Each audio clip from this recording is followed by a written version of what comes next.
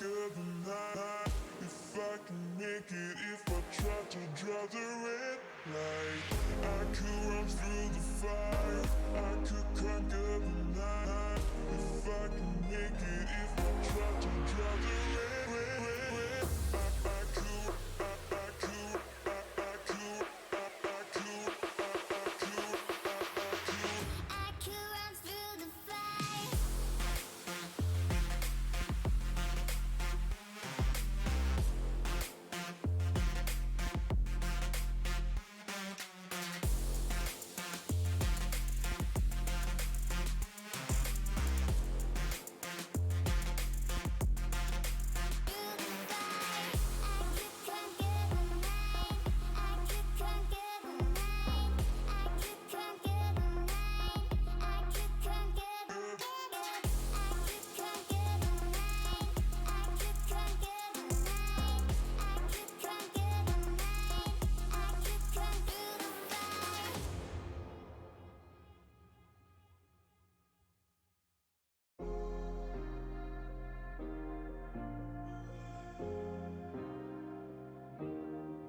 Keep thinking that I could have done something, but now I'm left with an empty heart. No making amends, no waking up beside you and holding you till we forget it all. How could I know there was no second chances? Like dominoes, my life got really scattered. You couldn't keep the door shut, and now the frostbite's creeping in. 'Cause I've been stone cold since you left me here. So come home, why won't you reappear? Things that I said came out totally wrong. Can't speak of the truth when it's tainted.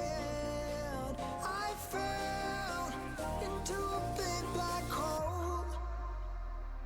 It got me stone cold.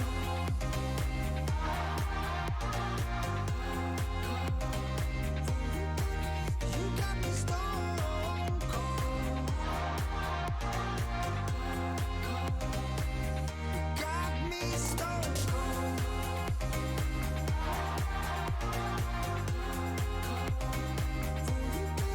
You got me stone cold. Got me stone cold. No Wizard of Oz can undo what I've done. Completely out of luck this time. I'm stuck in reverse. I gotta get away now, but I can't seem to take the lead. Oh baby, how could I know there was no second chances? Like dominoes, my life got really scattered. Still, I find myself hoping that you'll find your way back to me. 'Cause I've been stone cold since you left me here. So come home, why won't you reappear? Things that I said came out totally wrong. Can't speak of the truth when it's tainted. I fell into a big black hole. It got me stone cold.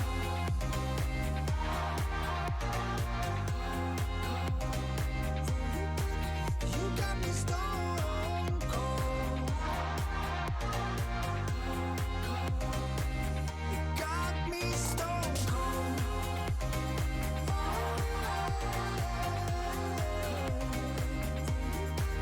You got me stone cold.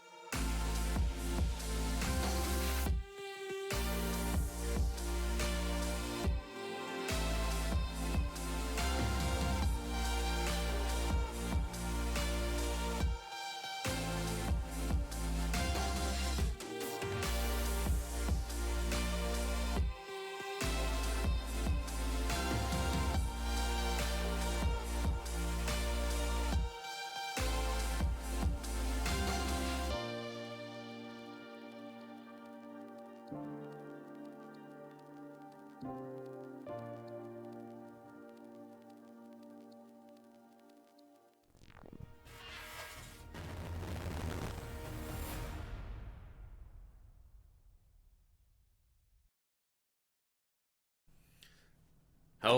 and welcome everybody to the Badass University All-Stars Playday 12, I do believe. Now, Jerry is going to be joining me today. It's been quite a while since we've worked together, but it's always an absolute blast. And I believe it was the Bool that was the last time we were here together. Yeah, I think it was.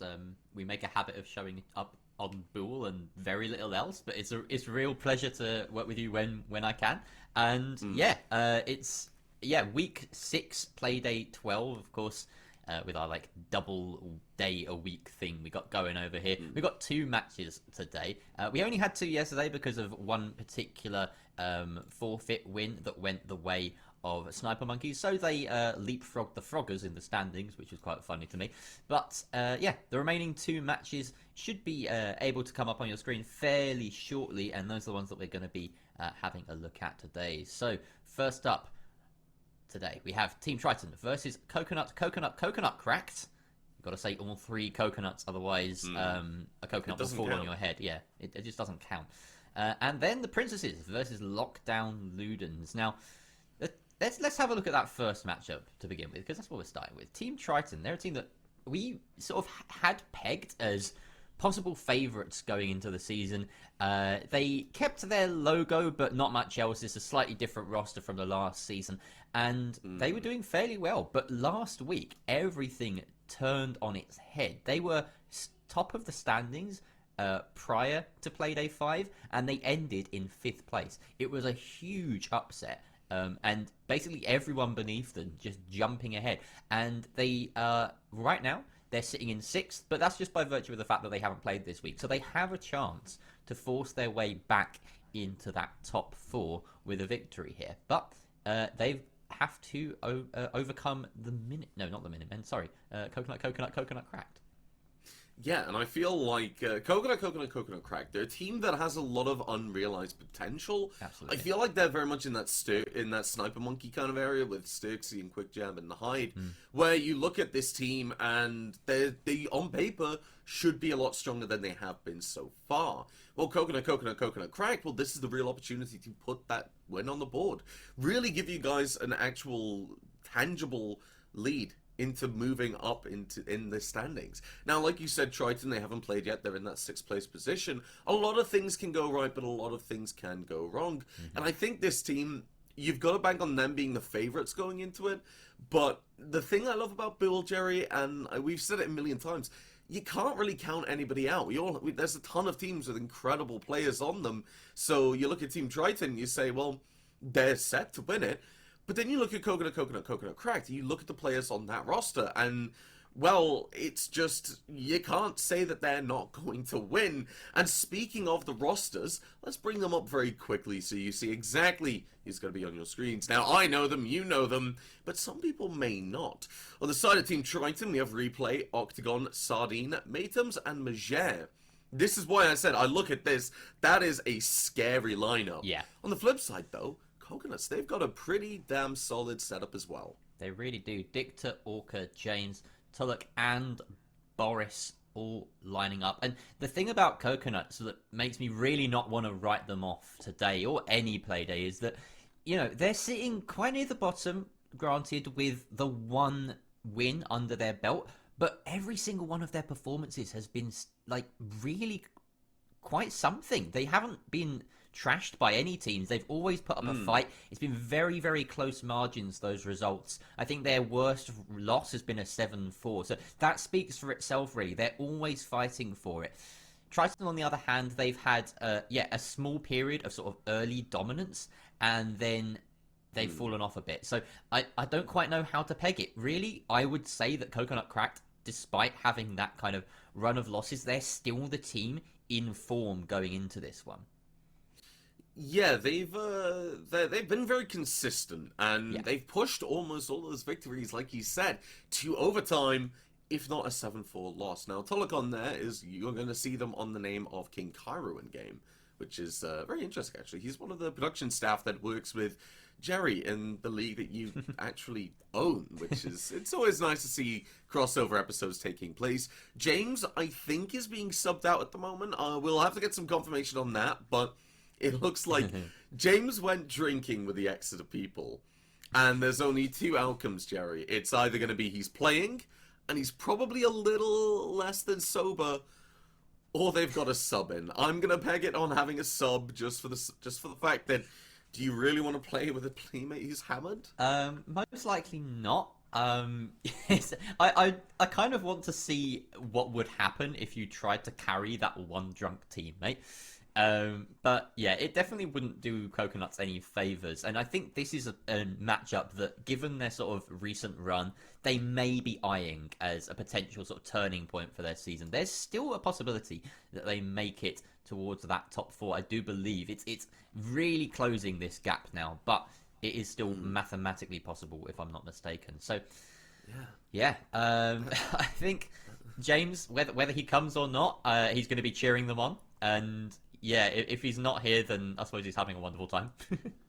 Yeah, well, the big thing is, well, James is having fun, at least. And, you know, that's what we're all here for. But the thing about Bool is nothing is set yet. Like you said, it's still on paper possible for Coconut Cracked to win it out, move forward, and get to that top four area for playoffs. And, well, there's a lot riding on that. The playoffs of Bool, there's bigger prizes, bigger competition, bigger everything, realistically. And the maps. That's where things are real. This is what we're going to see everything come down to, where we're seeing teams play, where they might be weaker, where they might be stronger. So let's jump into those map bans right about now.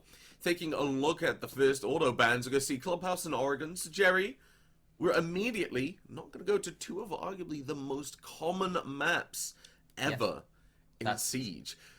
That's pretty much it.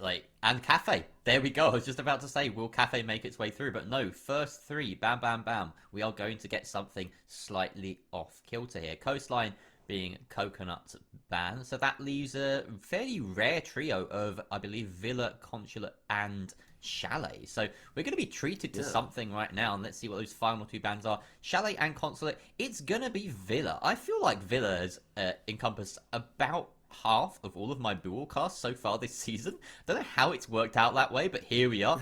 An entertaining map nonetheless, and yeah, it's going to be a really sort of...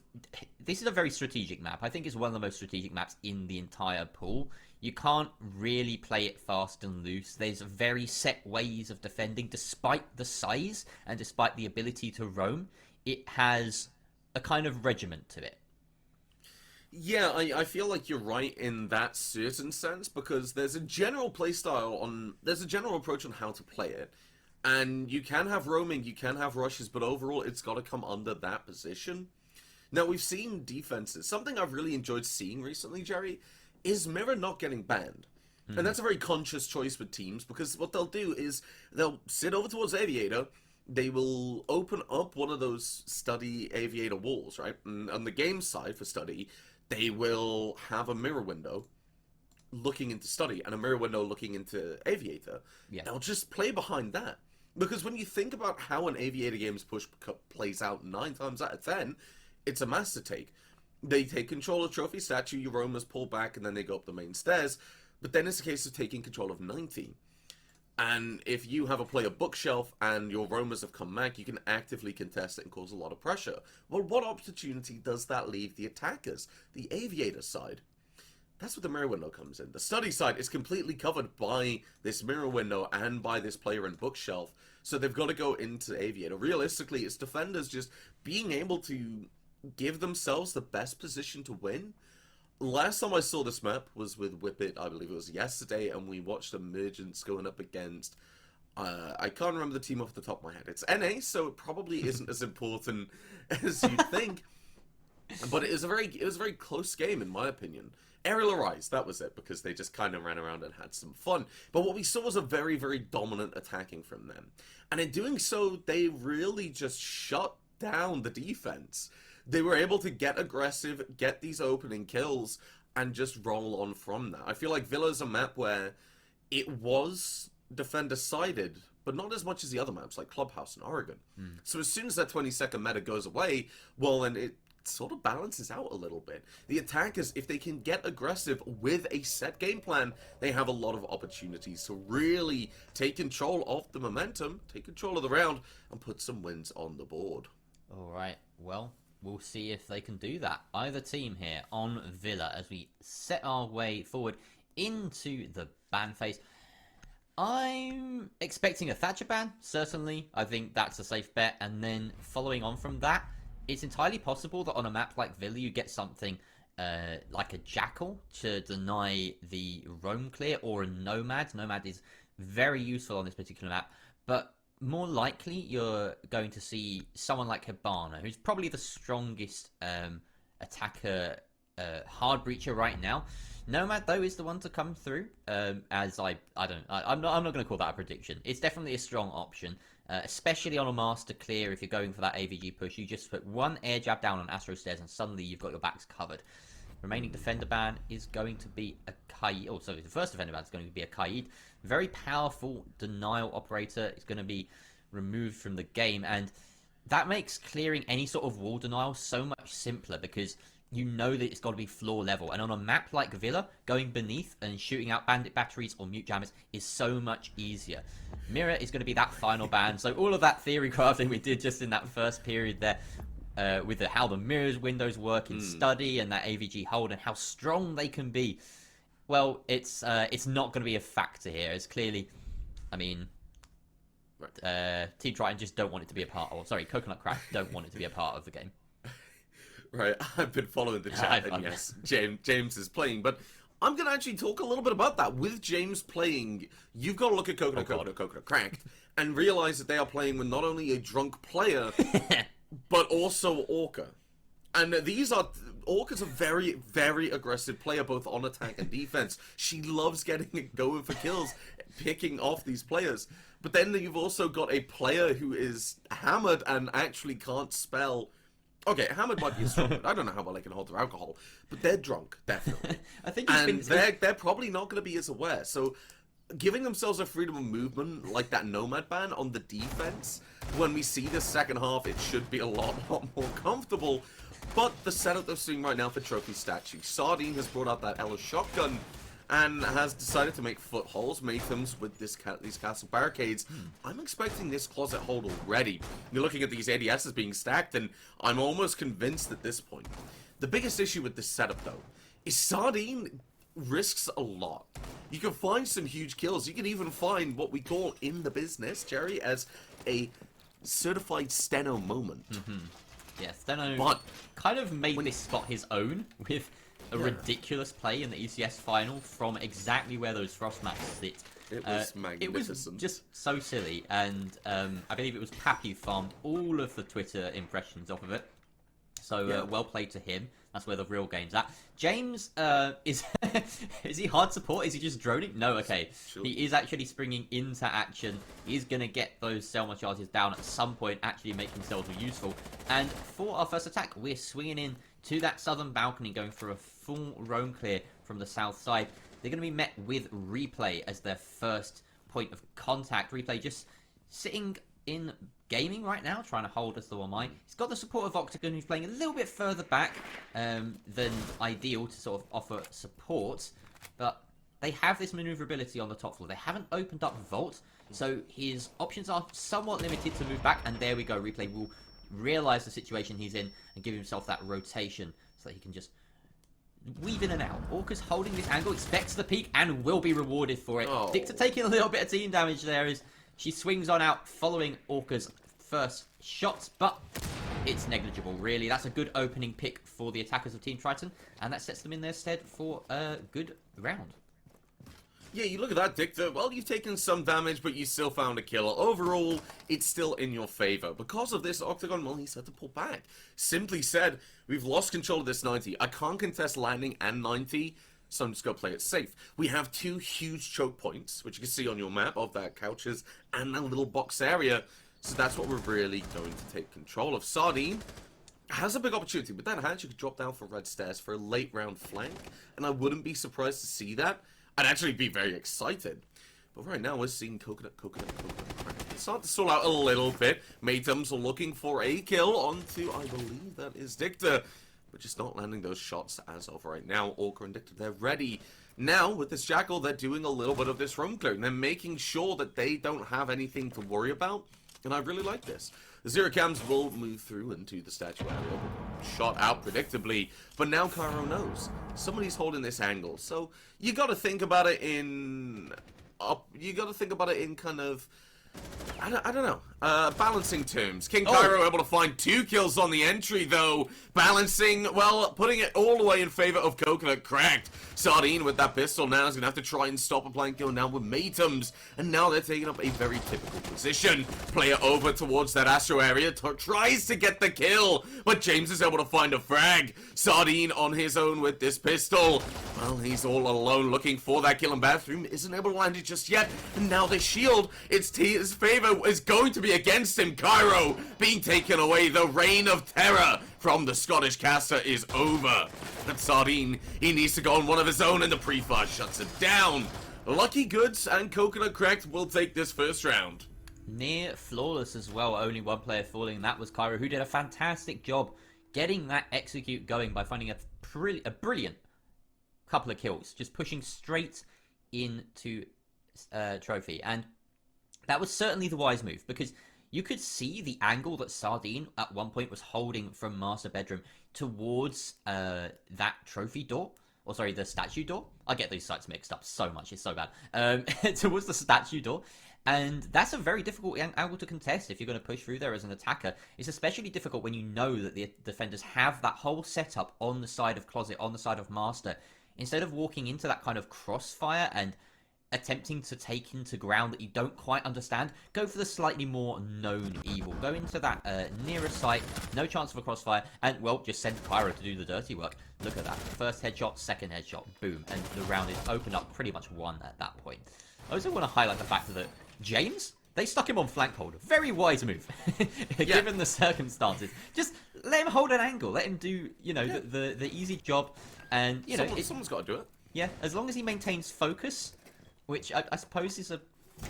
You know, it doesn't take the same kind of reaction speed as entry, for instance, is what I'm trying to say. You still need the focus, you still need some kind of reaction speed, but it's generally putting him in the favoured position, right? And he's an early warning system. If he does die, then you know that you're being flanked.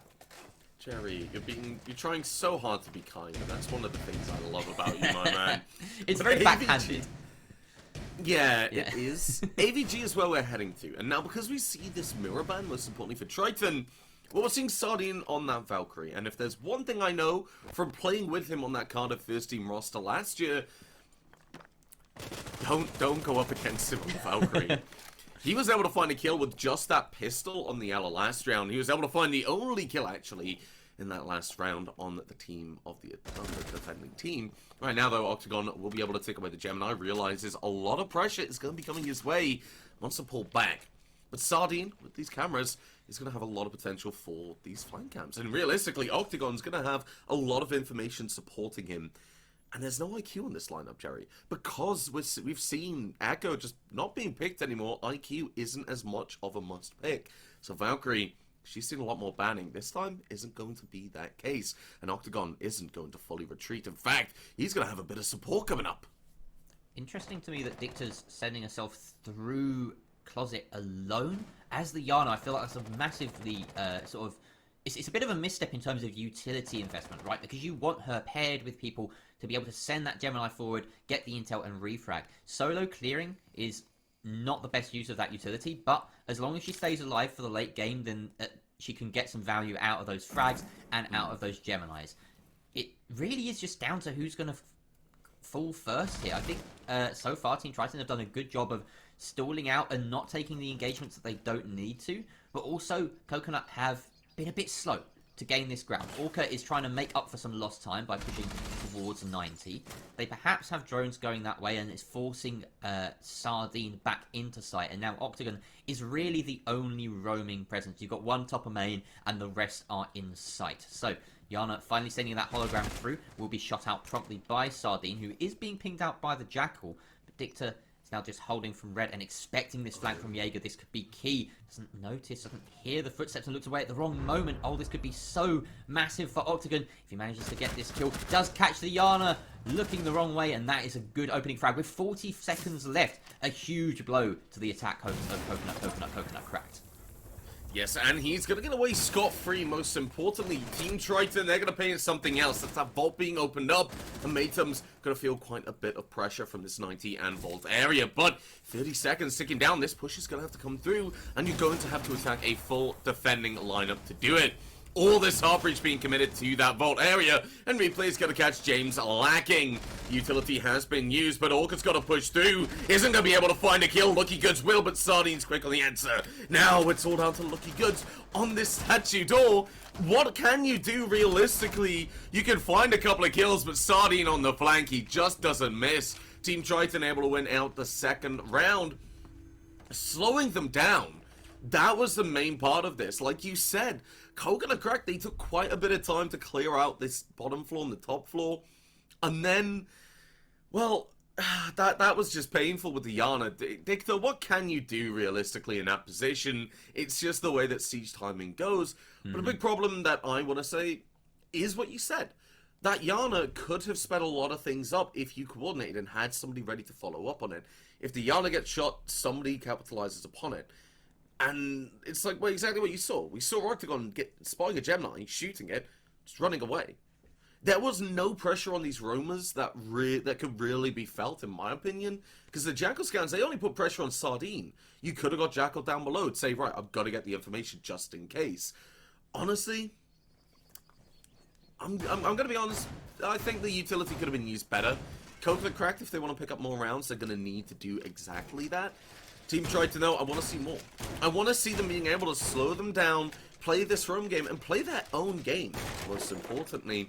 Looks like as we return to Trophy Statue, they're going to bring the different lineup, the more typical lineup that you expect to see, because, well, you're looking at Sardine, and he didn't really have that much of an impact in that first round. He was stuck in that master bedroom with a pistol and a shotgun. He could have dropped, audio would have been there, gone up red stairs, but the flank watch was there in James. So, I'm not surprised to see Team Triton going for more default strats here. I'm not surprised, but I'm also somewhat disappointed that they haven't stuck to their guns with that setup, because I think there was potential in it, right? It was just a bit of a loss in the early round that kind of let it fall apart. They didn't have the numbers on site, and then Cairo made a phenomenal entry. I don't think you can rely on that happening twice if you're Coconut, and I don't think you can expect that to happen twice if you're Team Triton, but they're going to play it safe anyway, and that's fair. That's also a good option. They've got this Southside roam yet again, just a slightly different operator lineup, not going for that heavy closet hold now, so they can invest a bit more time and utility and people in shooting out drones, holding these positions, wasting time, because they know that this is the push that Cracked are going to be going for. They might as well meet it head on and burn that time, because it certainly won them the last round. Yeah, that's something I look at, and I simply say that setup we saw in the first round, it's something you do when you know where the attack is going to come from, and you know that they like sticking to their guns. Yeah. Octagon and Sardine, they're going to be on the roam. Last time we were here, we saw Replay with the Wamai. That's not going to be the case. The Mozzie P10 Roni and that 416 on Jaeger caused a lot of issues. Not going to be this time. They're going to pull back, play it safe, and wait for the late round. I think that's something, yet again, that just has so much potential. Like you said, if they can waste down this timer, 40 seconds left, and a flank from Sardine or a C4 could come up huge. If you look at Team Dran, they've got 3 on the board. They can cause a lot of problems when it comes to this plant scenario, if they had a Valkyrie as well. Right now, though, they're just going to have to make do. Drones will be taken away, and Orca will start moving down the 90 hallway, wanting to clear away these Banshees, giving them an easy access onto site. But, well, you've got to deal with Team Triton and the aim that this team has. Bajar's waiting with that shotgun, able to take away a drone. But Octagon's going to find a kill onto King Cairo through the pixel. Shuts him down, and now James, with that diffuser, is stuck wondering, how am I going to push into statue? What am I going to do? Bajar, he's got a pretty good idea of what he wants. Finds Orca with that C4, and now this is where Coconut are going to start stalling out, Jerry. They certainly are. This is a vast difference to the last attack that we saw on this site. And another C4, this time sent from beneath. Replay just taking out James inside a sofa. And now, well, they're fully exposed. Everyone on Coconut Cracked. And, well, that's not many people, just the two. Dicta and Lucky have to be hoping that they're going to be lucky.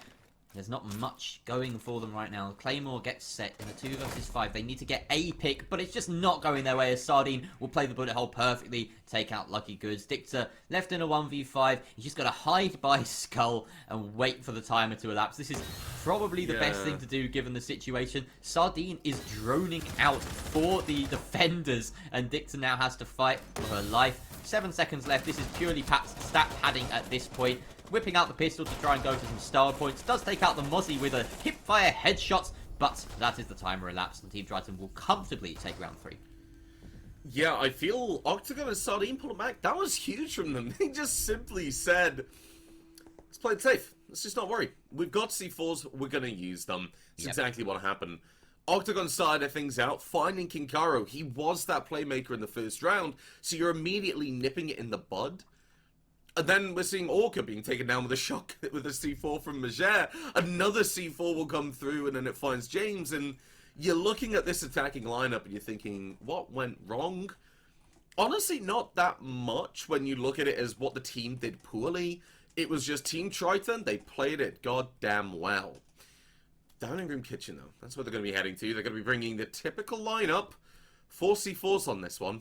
And the pulse, it's obviously there.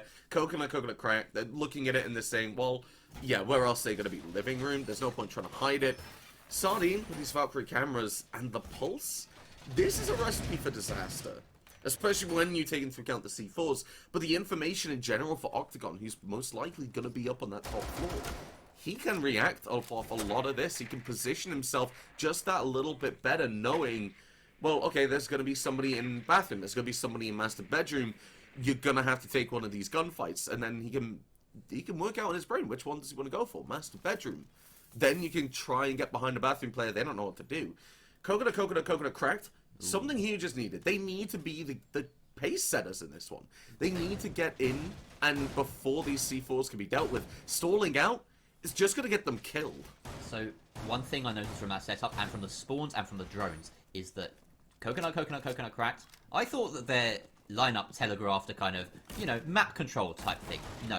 We can see right now, they are going for a quick approach. Their drones are stationed all around the site. They're going to be sending full up closet. It's not even barricaded. Matums may have read into this as the pulse scanner, but he's only one gun. At least the others are tuning in his direction. No. But Majere sends out a C4, gets 2, and downs Lucky Goods as well. That is putting a stop to the entire Coconut push right now. They have been fully read into, and they have to head for the hills. A second C4 grabs 2, and Majere through the hatch, was it? Lands the headshot onto Dicta, and that is it. Round done. Team Triton grab another one.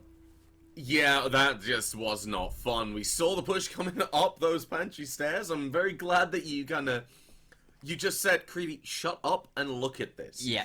Cracked, they looked at it and they simply said, well, that is a heavy C4 lineup with heavy information on kitchen dining. They're going to be counting on us doing vertical play. We're going to take that away. We're going to go for a rush and get this momentum, like I said. Did not count on Matums, though. It sits in pantry and basically says, well, we've got players above. We'll know if they're entering above. Let's just be careful to deal with this rush up pantry, just in case. That's exactly what happened. 2 huge C4s came out. As soon as we saw Matum start shooting, if you look at this right now, as soon as Matum starts shooting, right, Majere's already moved around. The C4's going out and getting a kill. All of Triton, they're starting to collapse on this one area. And the biggest thing is you look at this position right now. Yeah, you have a great spot for Majere with that shotgun. But I can guarantee you, Octagon, he's walking down those barrel stairs. He's trying to pinch them as well because you've got them in such a tight position. Coconut Cracked. More like SSS Sardines.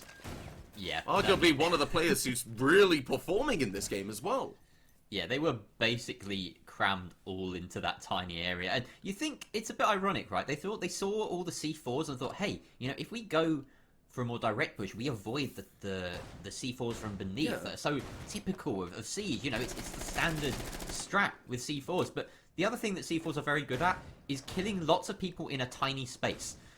So they kind of walked into that one a little bit. And yeah, maybe just full sending from a different location, perhaps through laundry, would have worked slightly better. It's a bit less bottlenecky, but either way, I mean, that was one of the quickest rounds we've seen in Bull for quite a while, shall we say. Hopefully, for Coconut's sake, this one is going to be a bit more on the... well, it doesn't need to be slower or faster, it just needs to be more successful.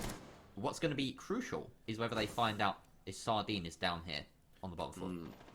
Yeah, so with this Yana, you'd expect them to realize very, very early on they can clear a lot of this area very fast, because simply put, a Yana Gemini, you get shot, you realize you got to commit to the roam play. If you don't, then you can be quite comfortable with it. Dicta's going to be moving into this piano area, but they don't know about Sardine. Sardine, if he can stay unawares, undetected, well, this is where Dicta's going to get found out. Then we're going to see King Cairo trying to get that, trying to go on the roam clear to get the refrag. That's not going to work out.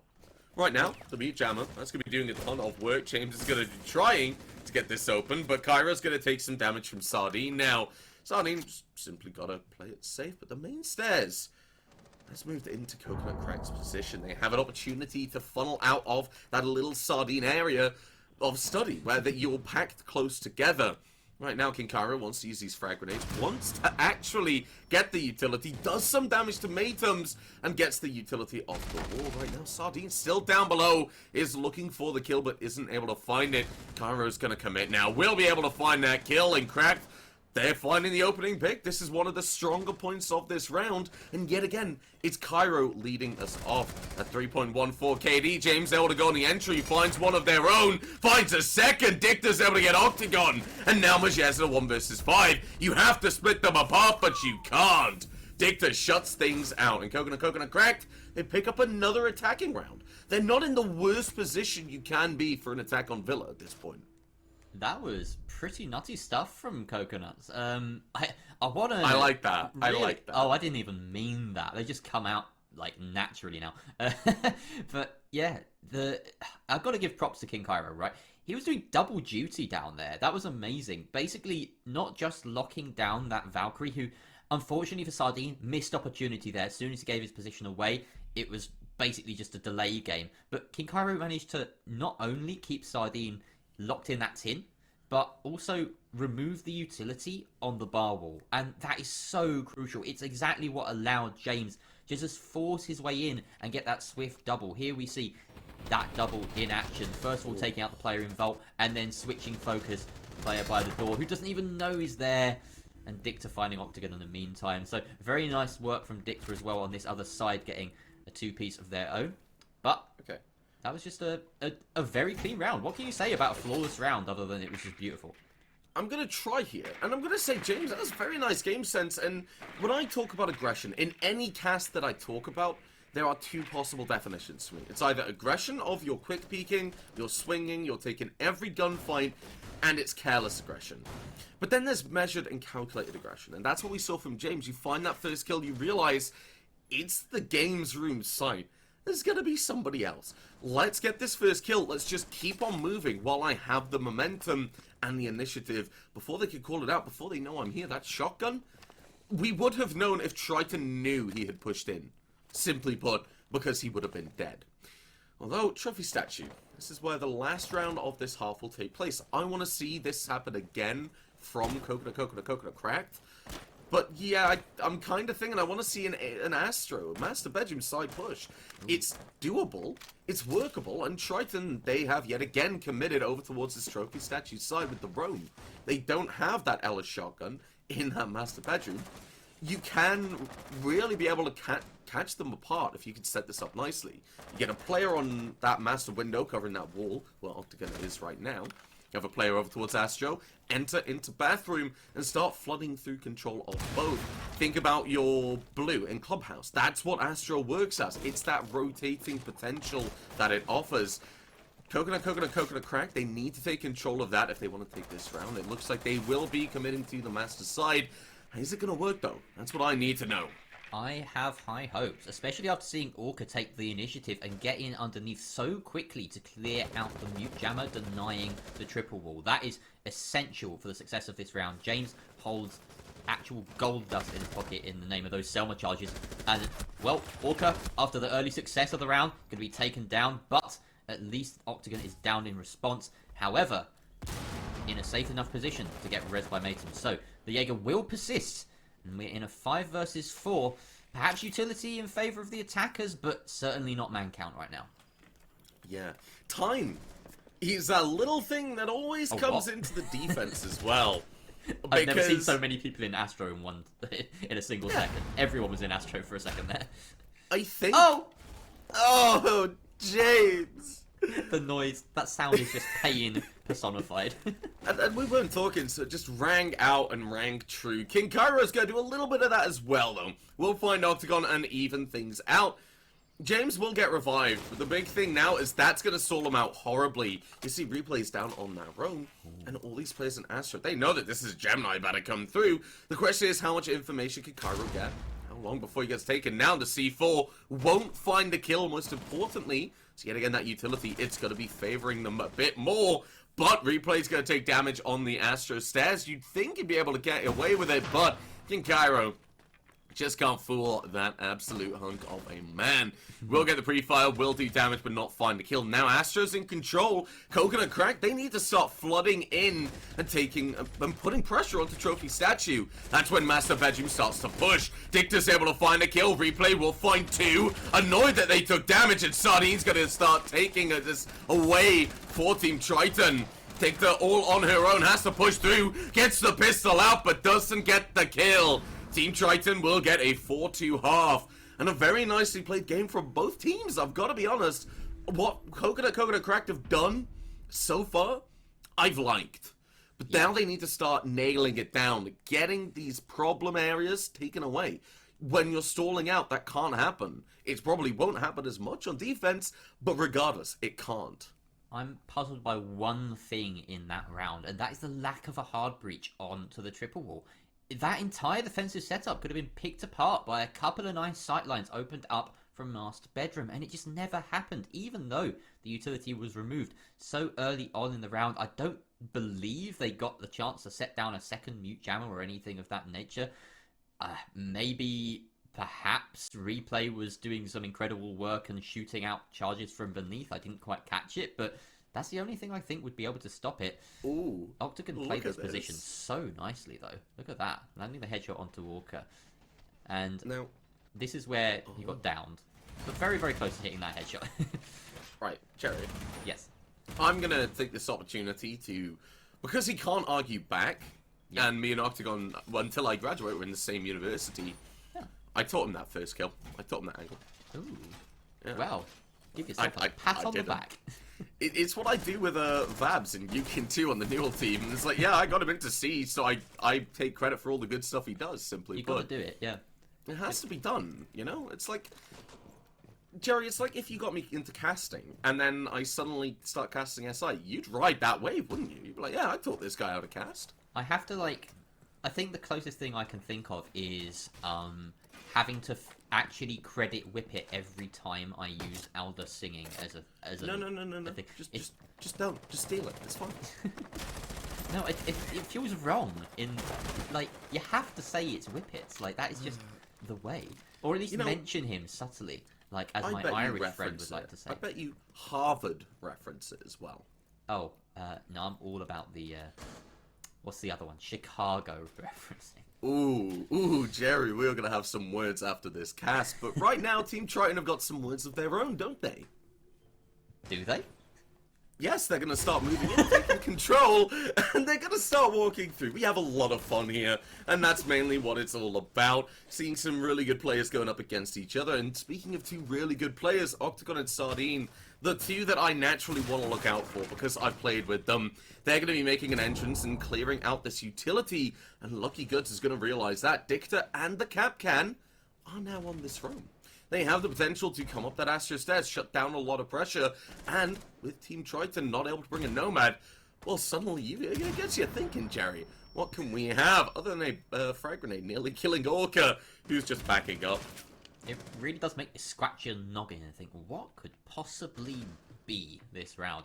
Orca, who's not having her finest hour, unfortunately. She was incredible last week, to my recollection, and now sitting on a 1-4. She's going to hope that she can pull back and, you know, revive some of her old performances to help her team out here. But Lucky Goods is actually the first to go down as Sardine catches the cat can on the flank. Oh, wow, with a nice vertical angle, and Replay will take out King Cairo, who's just overstepping the mark slightly in that hallway, and now the onus is on James to try and send a C4 out here. It doesn't connect, it just sails over Sardine. The frag grenade also missing James in response, so 2 explosives failed so far, but it has cleared the way for a successful vault breach, and that could be curtains realistically for Cracked on this defense. But James wants to get aggressive, and we're just going to see Matums having to pre-fire at Machevo. He's able to find one frag. James looking towards his 90 corridor, finds the head of Sardine. Orca's going to be taken away by Replay. The Team Triton looking strong on the attack as they did in the defense. James realizing, well, side control's gone, I'm going to play for a retake, and what better way to do this than to get behind them. Crossing over that vault area, knowing that the plant will go down, you don't have a C4 in pocket, it's going to be pure, unadulterated gun skill. Catching the exit onto Matums, but can't get it onto the ash of Replay. Team Triton get their first attacking round and a 5-2 scoreline. Very nicely done from them on Triton. Able to pick them apart and just find kills all towards a similar kind of time frame. The coordination is certainly there for Triton. Coconut Crack, though. They're starting to slip away, aren't they?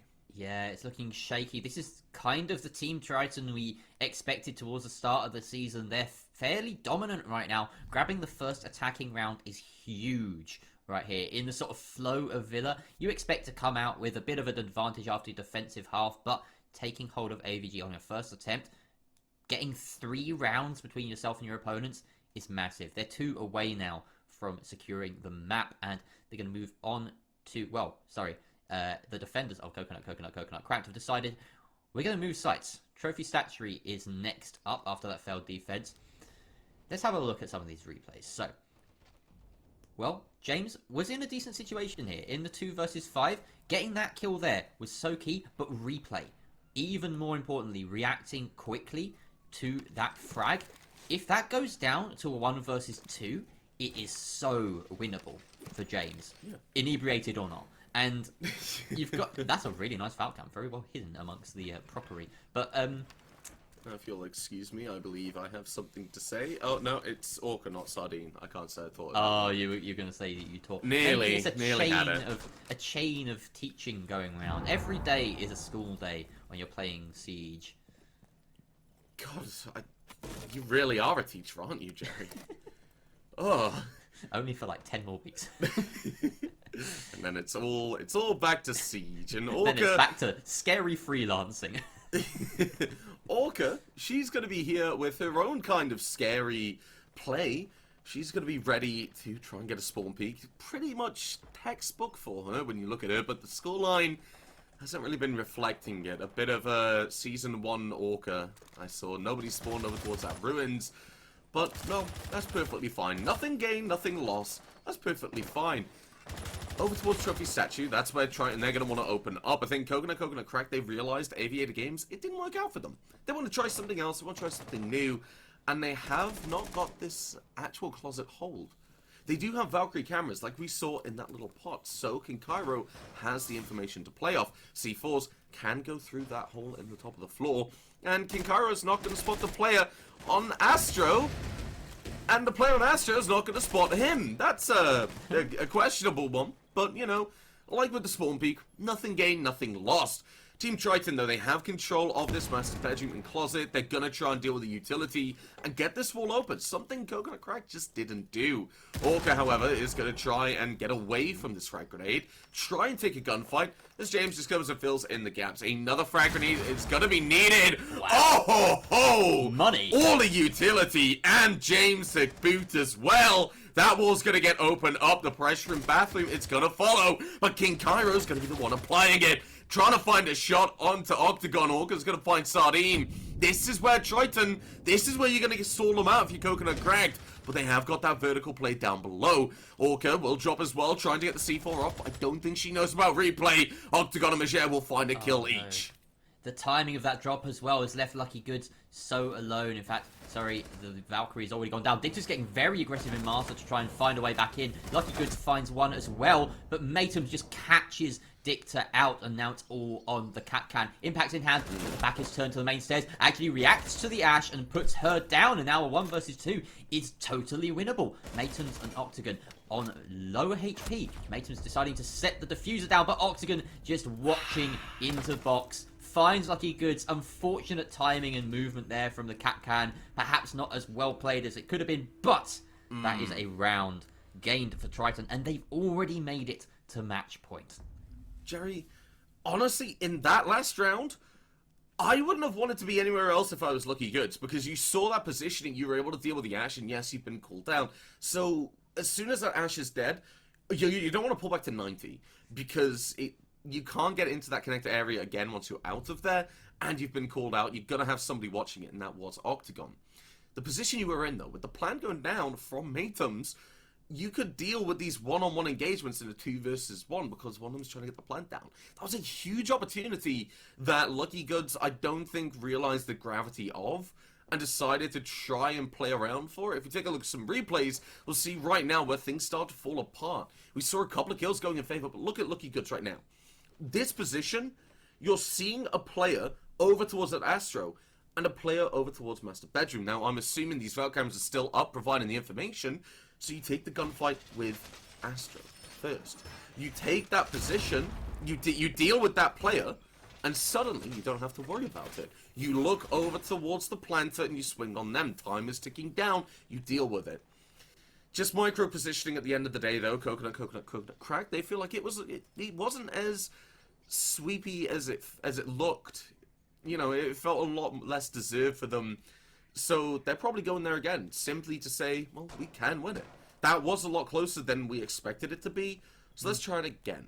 And strategically fairly sound as well, but it all kind of hinged on that one interaction with the frag grenade taking out James, as well as all 3 bandit batteries for the opening kill. Like, that's about as good as a frag grenade can get, unless you get another kill or 2. But realistically, being able to open up that wall wins you the round. So simply put, like, yeah, the point of that was you get the utility. The kill is a bonus. Yeah, exactly. Yeah.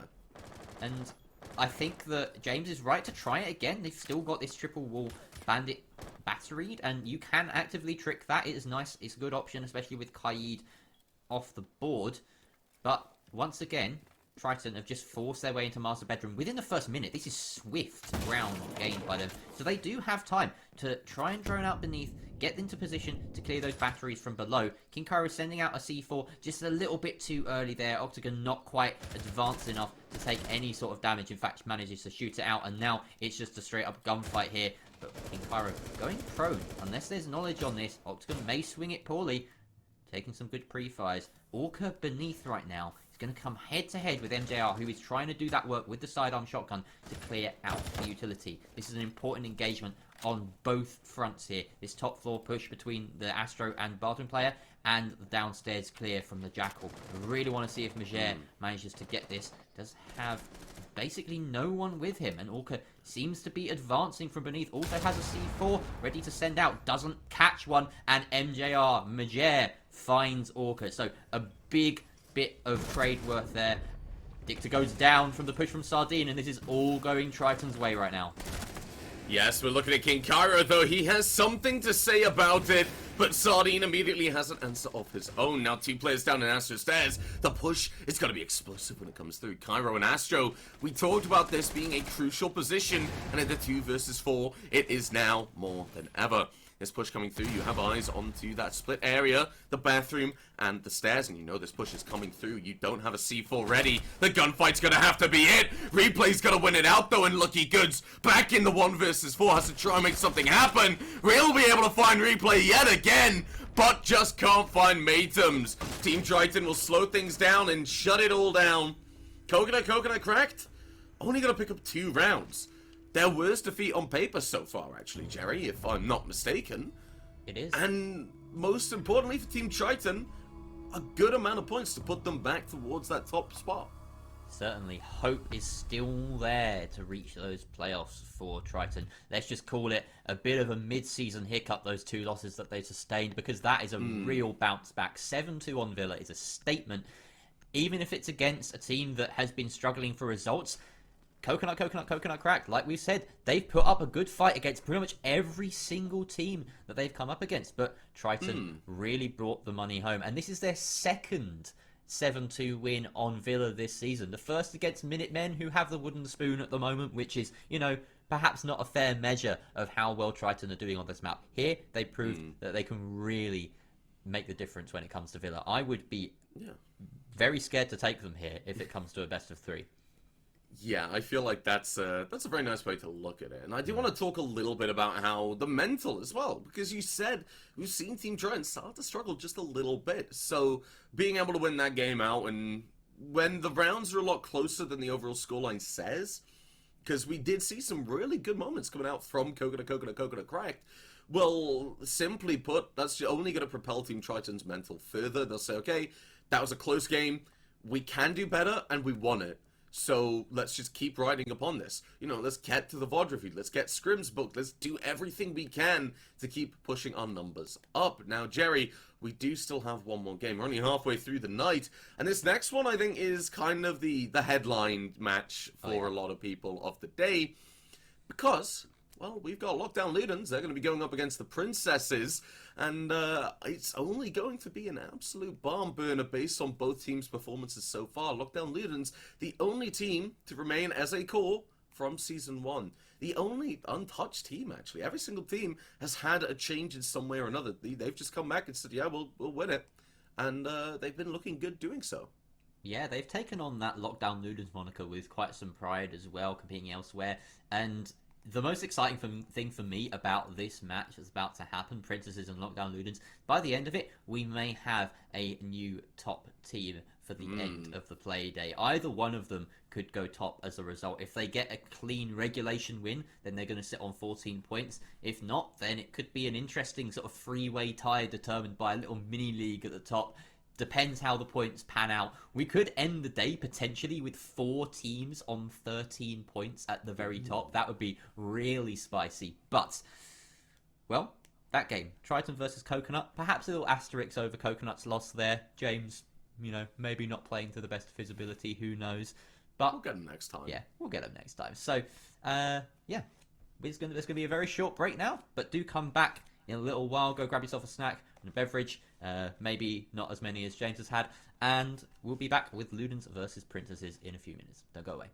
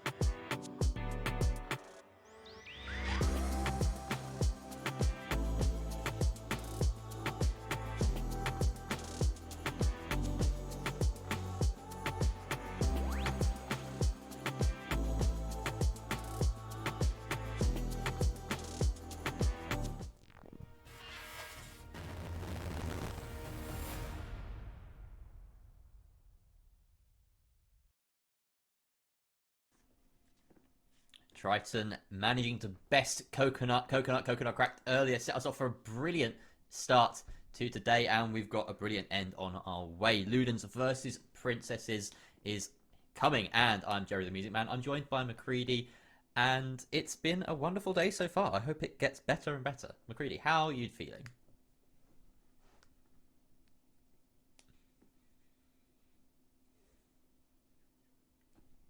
Creedy's muted. Yeah. There we go. Hello, I'm here. It's great. I am really excited for this next couple of games. I talked about this next game being the headliner. And I think the names, the scoreline, what's on the line for both of these teams definitely supports that. If you bring up the schedule right now, you'll see what we've got coming on. And honestly, look at it. Princesses, they could be going up against Lockdown Ludens. Both teams been doing really well so far, but Lockdown Ludens right now, they're in 5th place. If they win this game, they put themselves into that top 4 spot, and they will have that position of 1st place on a on a regulation win. If they go through overtime, they'll draw even with Randy Ravens and the Imperium of Mandem. But if Princesses win, they can push themselves up to the top. It's a lot on the table for both teams at this moment, and any failure at this point, Jerry, it's just going to be horrible. Yeah, this is such a key week with almost...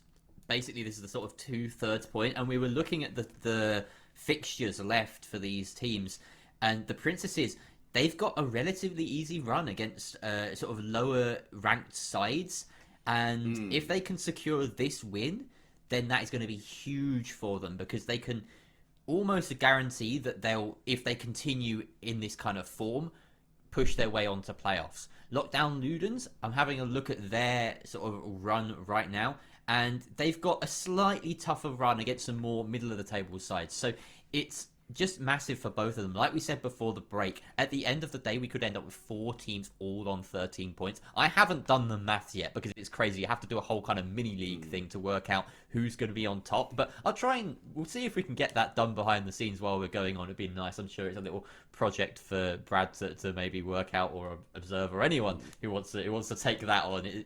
It's a crazy standings maths that only matters for another week. But hey, that's what these leagues are all about, right? Yeah, still, it's all quite a bit of fun as well. But the fun part is for us, because we're watching it. We don't have the pressure of, well, we've got to win this, otherwise we might not qualify for playoffs. These teams, though, they certainly do have that. And the teams themselves, looking at it, well, the word headline fight, well, it certainly describes that. These rosters, they're very much stacked with talent, and let's bring them up very quickly just so we can talk about it in a bit more detail. Now, the Princesses, they have got loving Max D, the current kill holder. He tried a couple of times to bring it back and beat that, but it hasn't happened just yet. Maybe today will be the day. Who knows? He set the bar pretty high for himself, to be fair. 26 on the opening play day on a 15-round chalet going max OT. Literally max OT. Yeah. And he got an ace in the final round. So, yeah, we can't top that. We've already said this season. He's set the bar way too high for himself. But, I mean, the gauntlet has been thrown down. Can anyone top it? Yeah. You've got on the side of Princesses the 7, Max, of course, Zodi, Mr. Joe, and so are all hailing from Newcastle, hence the little Pink Panther there, boy. I can't remember what the name of that team is, but I love the little Pink Panther logo. And then Neo Citadel. Neo Citadel, of course, yeah. It's a play on Newcastle, right? Neo Citadel, right? Yeah. It's clever. It's funny. It's funny. Proctor K, Benji, Gyobu, Gady, and KK, the Lockdown Ludens, hard stuck in this roster. They just love it. They love playing together. They found a real groove. They finally managed to find some form this season as well, force their way up to that. Well, it was 4th place before today, and now it's 5th place. But, like I said, they could end up right at the top. Yeah, I mean, Lockdown Ludens, they're the only returning team which I talked about, and they do have they have that added bonus of they have the coordination. They know how to play together. They like to play together. Otherwise, they would have done what every other team has done and either disband or get new people in or anything. Lockdown Ludens, they stuck to their guns and they simply said, well, we can win it. We have a lot of fun. Let's do this. They're going to be heading through, and Gio Bugatti, the 2Gs, I always look to those as real stand-up pop players because they are constantly performing, constantly a solid rock for the rest of the Ludens to bounce off of. You can never count them out. This is arguably one of my favorite lineups coming up today, other than maybe Princesses and Triton. Like, this is one of the big games, Jerry. I can't wait to get into it. Yeah, it's going to be a classic. And so far this play day, we've only had we've had a 7-1, a 7-2, a 7-3, and a forfeit, right? So I'm hoping for our sakes that we get to see a real tight one, maybe going all the way to round 12 or even round 15 if we get OT. And yeah, just give us a showing. The showing that we expect for two titans of the league to bring us. So I don't think we have long before the match. I'm just raring to go. And of course, before we go, we have our map bans. Yes, now Villa and Clubhouse will be the auto bans, and well, Princesses, one of their players, has kind of clued me in on what map they're heading for. Ooh. But these maps, it's not going to be either of them. The auto bans coming through, we won't see another Villa, because Lockdown Ludens, they've already been there. Consular Coastline, the very frag-heavy map's been taken away, both teams. Just not wanting to deal with that. They have the fragging power on both sides, but they've also got strats. They can also go in. CAF, Chalet, and Oregon.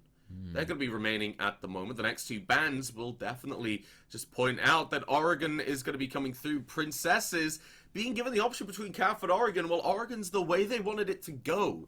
They've been scrimming. They've been practicing. Max has shown me they have got something up their sleeve. He hasn't told me what. It's going to be a surprise for all of us, Jerry, but it's going to be exciting. The thing is, though, with Lockdown Ludens banning out Chalet in that final phase there, they leave Cafe and Oregon on the board, right? They know what's coming. They've got to have a strong Cafe and Oregon under their belt, especially as an experienced side in this scene. I mean, with Chalet, Cafe, Oregon as your choices, you kind of guarantee that they're going to go for the more safe one. But if you manage to force through something like a Chalet, something like a Consulate, I reckon Lockdown Lunars, when it comes to best of threes, if they make it to the playoffs, they're going to have a real advantage with a possibly wider map pool. But we're still on Oregon. That is the story for today. Oregon, right now, the most played map in the league, I believe. And yeah, it's a fair place to try and test things out. But like you said, Princesses may have the edge, especially given how they've been preparing, and it's essentially their pick here. Yeah. Now, when I want you to cast your mind back all the way to Season 1 Playday 1, which myself and you casted with a lot of rehosts. A very long day. Yeah, now he remembers it. Yeah, Lockdown Ludens, they had a very, very strong playstyle. It came down to a lot of aggression, a lot of mechanics able to win things out. And because of this, a lot of teams just didn't seem to have an answer. They won the first round without a team really having any candle to hold to them. But the big problem is, as we move on, Princesses, they have the mechanics to match up. They can take them down. These are balanced teams, in my opinion. The question is how the strat's going to go. Because you've got the mechanics, the fragging power's there. How can you wrap it up into a neat little package to get a round win? It's going to be the strats, the game sense, the shots that are called. The big question, how's it going to play down? How's this going to happen? I'm not exactly sure, and I can't wait to get into this game. But the bans, let's do some theory crafting, and I'm going to shoot my shot here, Jerry. Go on. Thatcher, Maverick, shocking, I know. Mirror and Valkyrie. Interesting choices. Valkyrie there. Maverick is certainly a strong option. I think the Thatcher, the Mirror, very, very likely. So far, just looking at the stats for this season, Jackal has been surprisingly heavily banned in this league. 44%, which is really high. It's twice as likely as Maverick so far, at least before the start of this playday. So I don't know, it's possible that Jackal comes out as a ban on Oregon. He can be quite powerful. Maverick is certainly more impactful. Ace has a lot of say on how Oregon has come through, but we haven't seen really any Ace bans in this league. Nomad as well, quite useful for those for controlling the map, and we saw exactly how much free reign it gave Triton on their defenses when they played into a Nomad ban, in fact, on that last map. So they have, that flexibility, and Nomad has a huge say in things. But, yeah, I'm inclined to possibly agree with you there. I think Maverick is so powerful. He just bypasses so much utility in this meta, and I would be surprised if we don't see him in the ban phase. We are going to be heading through, and we are going to see the bans, and I'm going to check to make sure I'm not actually muted, to make sure everything goes smoothly. Now, Ludens, this ban phase wants to go smoothly for them as well, because, well, we're going to see the Thatcher taken away. Oh! Oh! Maybe right. we're going to see that Jackal being removed. Very high pick rates just been added to, actually. And I'm looking at this and I'm saying, okay, well, throughout the season, Thatcher will be removed in the end, but Maverick is still there. So disproving both of us. Oregon, it's been 60% defender sided throughout. We've seen a lot of teams really just be able to bunker in on Oregon, and that doesn't really surprise anyone, does it? Because it's a map where you could just sit there. K's not going to be removed. The Goyo will. Princess is bringing out maybe the ban phase. That's where their little strats are going to be starting through. And honestly, this is already exciting me because it's not your stock standard set of bans. Mirror's going away, and I think that's to leave the Cade on the board. You're forcing Maverick to have a lot more on his plate. Yeah, Mirror has a lot of strength on certain sites on this map, and especially in the basement, her being gone is a big deal. But with Kaid up, that basement still is a bit of a fortress. It's very difficult to work your way through, especially, for instance, once that freezer gets reinforced. If you have a Kaid Electroclaw preset on the right-hand wall, there's very little reliable way through besides, well, we're going to see the Maverick play a very important role in this game with Kaid up. So you can make those sightlines, but you're very unlikely to gain actual entrance from blue as an attacker if you manage to gain that sort of ground in the first place. That being said, the defenders right now of Lockdown Ludens are opting to start on Dorms, and they're not bringing any form of wall denial besides the Mute Jammer. Now that's slightly questionable to me. I feel as though Kaid could be a fantastic option with the Thatcher gone, and Maverick has a lot of trouble getting rid of Electroclaws. Yeah, now, I'm looking at this and I'm simply saying, okay, this defensive lineup, it's pretty stock standard. Ludens, they're taking advantage of this Jackal pan. They have quite a few roaming operators. You look at KK and Jobu, those typical anchors on the Ludens side. They're going to want to be holding down. They want to be holding this position and just letting the rest of the team really do what they need to do. Think about it now. If you're looking at Princesses, they've got a more standard lineup. They've got the Maverick. Well, they can go in, they can deal with the utility, but if you apply a lot of pressure early on where they don't expect it, then they might not feel as comfortable. And that's something I feel is going to be a recurring theme throughout this game. Think about your bottom floor. We talked about the Cade being on the board, and that meeting hatch, well, that's going to be reinforced, simply put. There's got to be an Electroclaw on there because you need to keep it or make it as difficult as possible for attackers to open. Suddenly you need to use Maverick.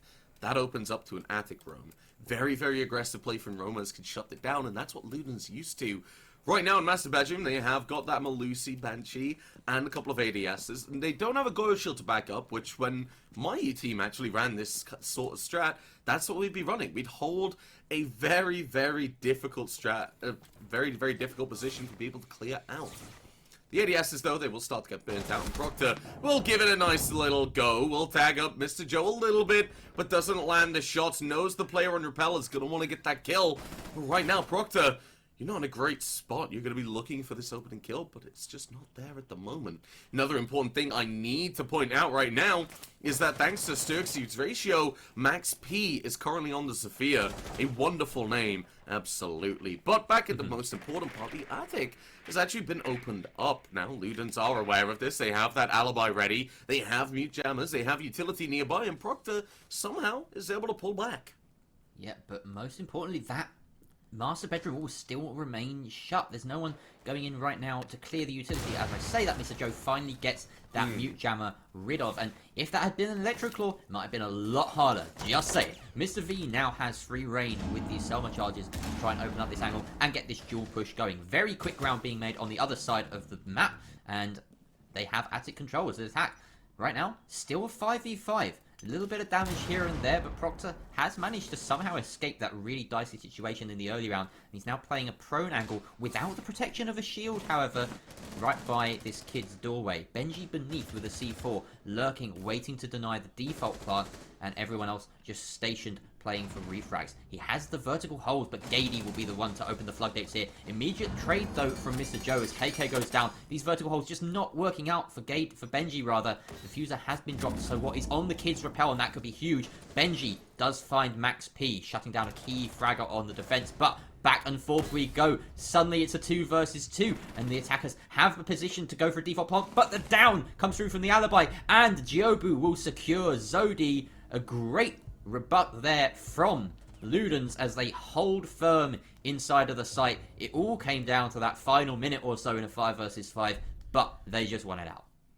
I feel like you say it came down to that final, minute or so, but realistically, I feel like it was from the start. What we saw Ludens do was just put pressure on them and very aggressive setups where we just saw Proctor being able to stay alive so long, putting so much pressure on them when they're just trying to peek. They're just trying to look into Master Bedroom, but Proctor's immediately trying to kill them.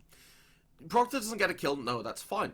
But you're just putting so much pressure, you pull back, you escape with your life, and it felt like Princesses were kind of stumbling around. They didn't really have that much coordination behind them. It's kind of...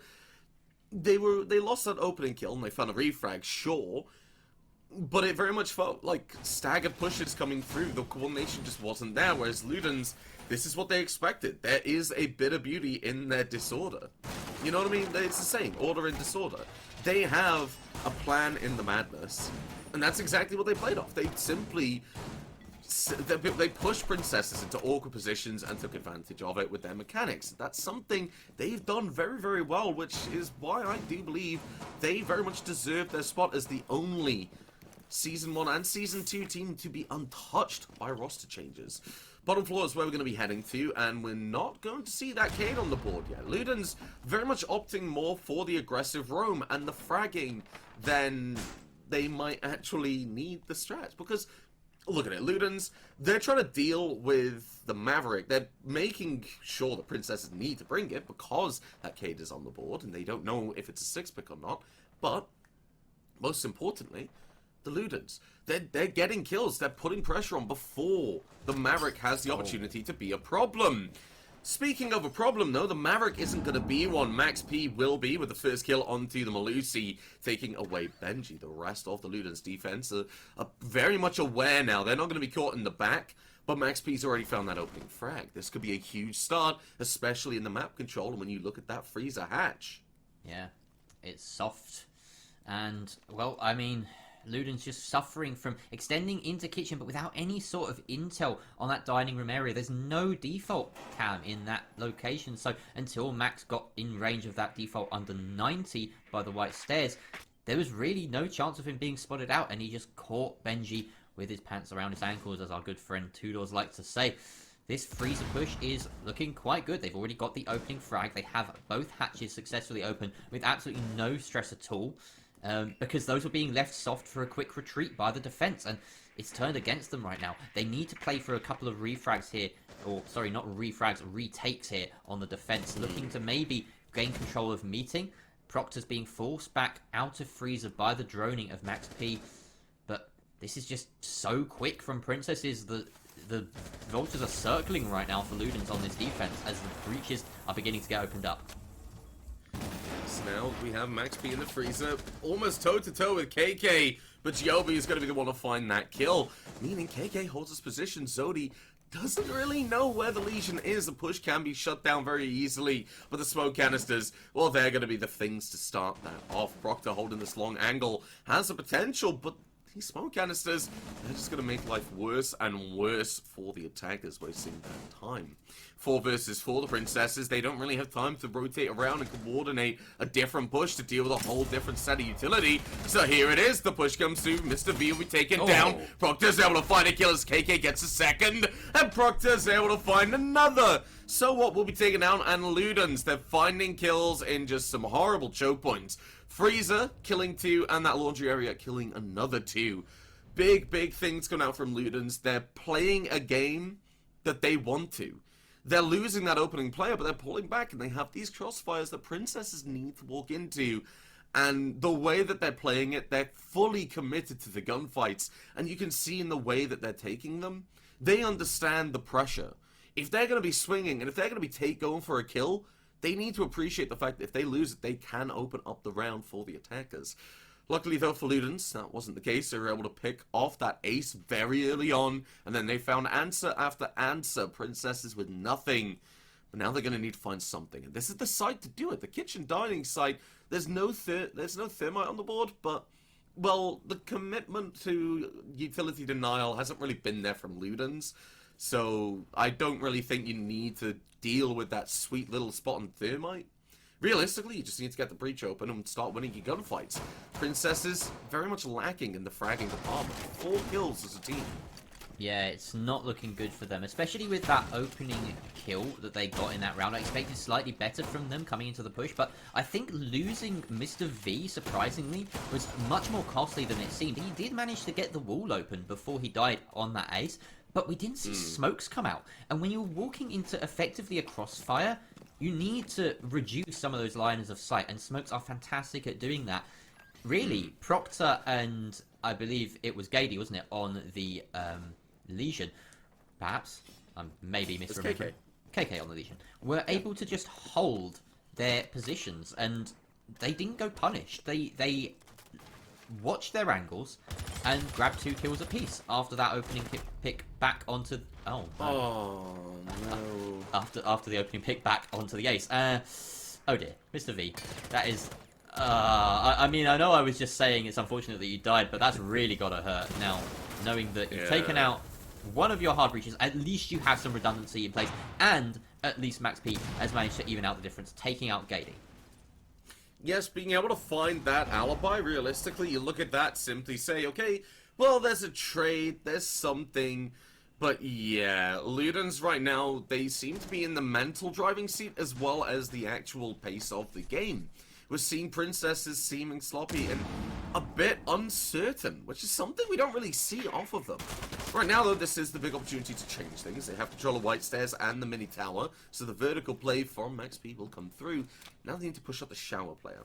And they need to worry about this vertical because then you can just play the hatch. You can kill KK and Jobu, but as soon as you go in, well, there's going to be a player looking for this line of sight. And from that hatch right above KK, you can see all the way to that A bomb site. Benji's going to be able to find So What on the roam clear, and that's going to be the yarn and the frag grenades taken away. Utility still very much stacked for this master bedroom hold, for this kid's bedroom hold for the princesses. What is it about Yarners droning themselves in today? It's a real shame. Like, we need to see them paired up. That's how you use them effectively. But there is still hope for princesses, as they've forced their way into showers. This is a key position. As long as they manage to clear some other defenders, they can go for a sneaky little plant by flag, and they're setting a smoke down directly on it. I think they're baiting out the push and some utility early on, but Proctor just swings on in, baits the attack, and Benji will clean up the kill from Mr. V. Max P reacting to that 90 presence regained by the defense and taking out Proctor, and Mr. Joe will find Benji as well. 2 versus 2 now. This is certainly recoverable for the attack. They have key positions, SAS operators alive, so those shotguns at the ready and those SMG-11s very effective if you can land your shots. Max will try and stick a defuse by the flag, and he's got enough cover from Mr. Joe to just hold that position. The smoke sails past because they think it's a deep plant, and it's not. Max P will find KK on the retake. A triple kill to his name now. It's all up to Jobu. He's whiffed that smoke canister. Can he redeem himself in the 1 versus 2? He's got a flank round, but Mr. Joe is watching this angle, sitting in the showers. Surely wins it. Yes, he does. Headshot onto the smoke, and that is a clean round at the very end of it, at least for princesses. Yeah, clean in the showers from Mr. Joe, but sloppy from the rest, really. Yeah. We're seeing that opening kill, we're seeing the Yana joining themselves in, and okay, yeah, sure. It might be because you were already a player down that the Yana was joining themselves in, but still, I'd say at that point, with Ludens being the team that they are, they play their roam, they go for these solo plays, and they work, they win it, they work it out, because their teams aren't ready to deal with them. They don't have refrag potential on the attackers, and Ludens will get 1 kill, they'll run away, and then they'll strike from a different area. It's very much guerrilla warfare from Ludens, and it's working out very nicely. Princesses, though, they were able to just knuckle down and focus on getting the kills. They got the opening onto site. Max P and Mr. Joe, a huge effort to bring it back and win that round, so you can't take it away from them. But it was a lot closer than it should have been for a team like Princesses. And now you're going back to this top 4 side. The Frost being picked. Well, the Frost mats, hopefully we don't hear that horrible crunch from Villa. But, well, you never know. Ludens, I'm expecting a very aggressive game again. Might have that shield with Proctor. That shield is there for Jobu and Gady. So, yeah, we're going to see this setup yet again. We're going to see the utility that supports it. And Ludens, we're going to see them quite comfortable on 2-1 at the moment. They just need to stay on this trend to get that 4-2 split, go on to attack, have a couple of good rounds when the mental's broken to Princesses. And, well, you're sitting pretty joint in top of that leaderboard. If the Princesses are smart about it, they could possibly nade that position from beneath. If they expect it to be the same, they can drone out that position. And, well, clearing from beneath is part and parcel of your attack onto Master anyway. You need to get rid of the utility. We saw Mr. Joe do it beautifully from the classroom window last time round. Just edge a little further into lobby. You might take a bit more investment, a bit more drones, but you could get a free kill out of it. Gady is going to be holding inside of Armory this time to extend this hold of Master Bedroom that Proctor is doing. And with the Frost in tow, this is a very nice weapon to be taking these fights with. It's a satisfying weapon, I feel like, the C1. It's just a beautiful one to try and take fights with. But we're not even going to hear it ring out as Maxby will cleanly remove the Frost from play. Proctor now forced back, even though that wall is reinforced without Armory hallway under your control. You're basically a sitting duck in that position. So, wisely coming back to site. Meanwhile, the attackers of Princesses, they can begin their, checklist on attack, clearing out the tower, clearing out Master Bedroom, getting these breaches open, and starting to ever so slowly encroach on these defenders. Okay, Jerry, I'll tell you what this reminds me of at the moment from Ludens. They've given up. Pardon? I think my friend is gone. No, I'm not. I'm still talking. But what this reminds me of is from Epic 31. When we saw Team 86, they beat it out against London Esports to qualify for their first season of UKIN 2, which eventually they did get disqualified for. But they gave away a lot of map control early on, site control early on. And this is why the retake comes through. Benji's able to find a kill to stop it down, getting aggressive. But they still have the option to pull back. They still have C4s in pocket. Or one at least, but Zodi's going to be able to find a kill. Now Benji a bit isolated over in that position. I wanted him to hold back as Zodi's able to find another kill. Joby now all alone in kids is able to do that damage. Will tag up and down Mr. V, but won't be able to shut them down. The smoke canister trying to give yourself the cover, but the plan's going down on Games Wall. We're seeing the kill coming out onto Mr. V, the player on the Games window. Well, that's going to make Joby's life that a little bit harder. The hatch is open, but the frag grenade goes through. Joby realizes there's nothing left, goes for it, but so what is there to shut them down? Princesses, nicely done from them. They realized that they'd mostly pulled back on site, but then Benji got aggressive. And then suddenly it was a very, very loose hold on that site. So the point I was making of Ludens, they tried to pull back and wait. That needs a full commit from the team. You can't have somebody getting aggressive up by that safe JD wall, as I like to call it. You have to fully commit with your team. Princesses, though, very nicely done. They found kills, they took control, they started to push through. They certainly did. And while last round coming the way of Princesses might not have felt like a turning point, it was a bit sloppy, pushing into showers, getting that plant down in dining. This was so much cleaner, and it was on Luden's first site, their primary site. So that's got to taste a lot better. Getting a kid's or a dorm's victory under your belt does spell a bit of hope in their attacking half. So they've already grabbed that magic 2 rounds. They can be proud of that. They can hope that if they get a third, then they really have taken this game and turned it on its head, and they have control of it. But we're going to see the next 2 defensive rounds, most likely Kids Dorms and Laundry. It's going to be a tough one, a tough ask for Princesses to maintain this momentum that they found. We're not seeing the Frost come out from Lockdown Ludens. They're going against the grain now. They're just adjusting back onto that alibi. Gady seems very comfortable on this particular operator, so why deny him the joy of it? It's certainly a comfort pick. I am a big fan of Alibi myself, and Yana. I'm basically a hologram main at this point in my ranked games. But yeah, that MX4 Storm, I mean, it does some nasty things.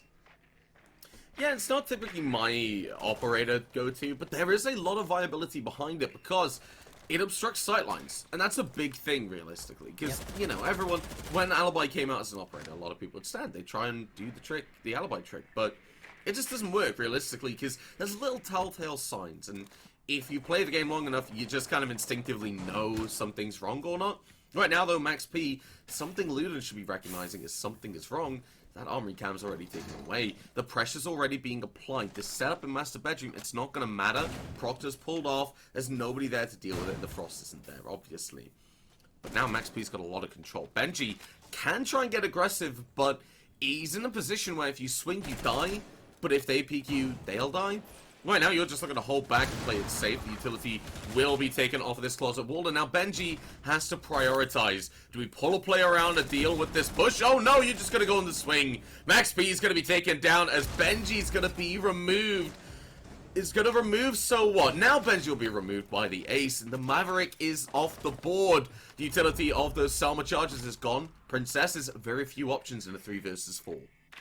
Yeah, it's starting to look a bit difficult for these attackers. They do have this Master Breach open, so there is an inroad, but Gady having control of Attic, and really it looks like Princesses have forgone any sort of pressure towards that direction as Mr. V has rotated to big window.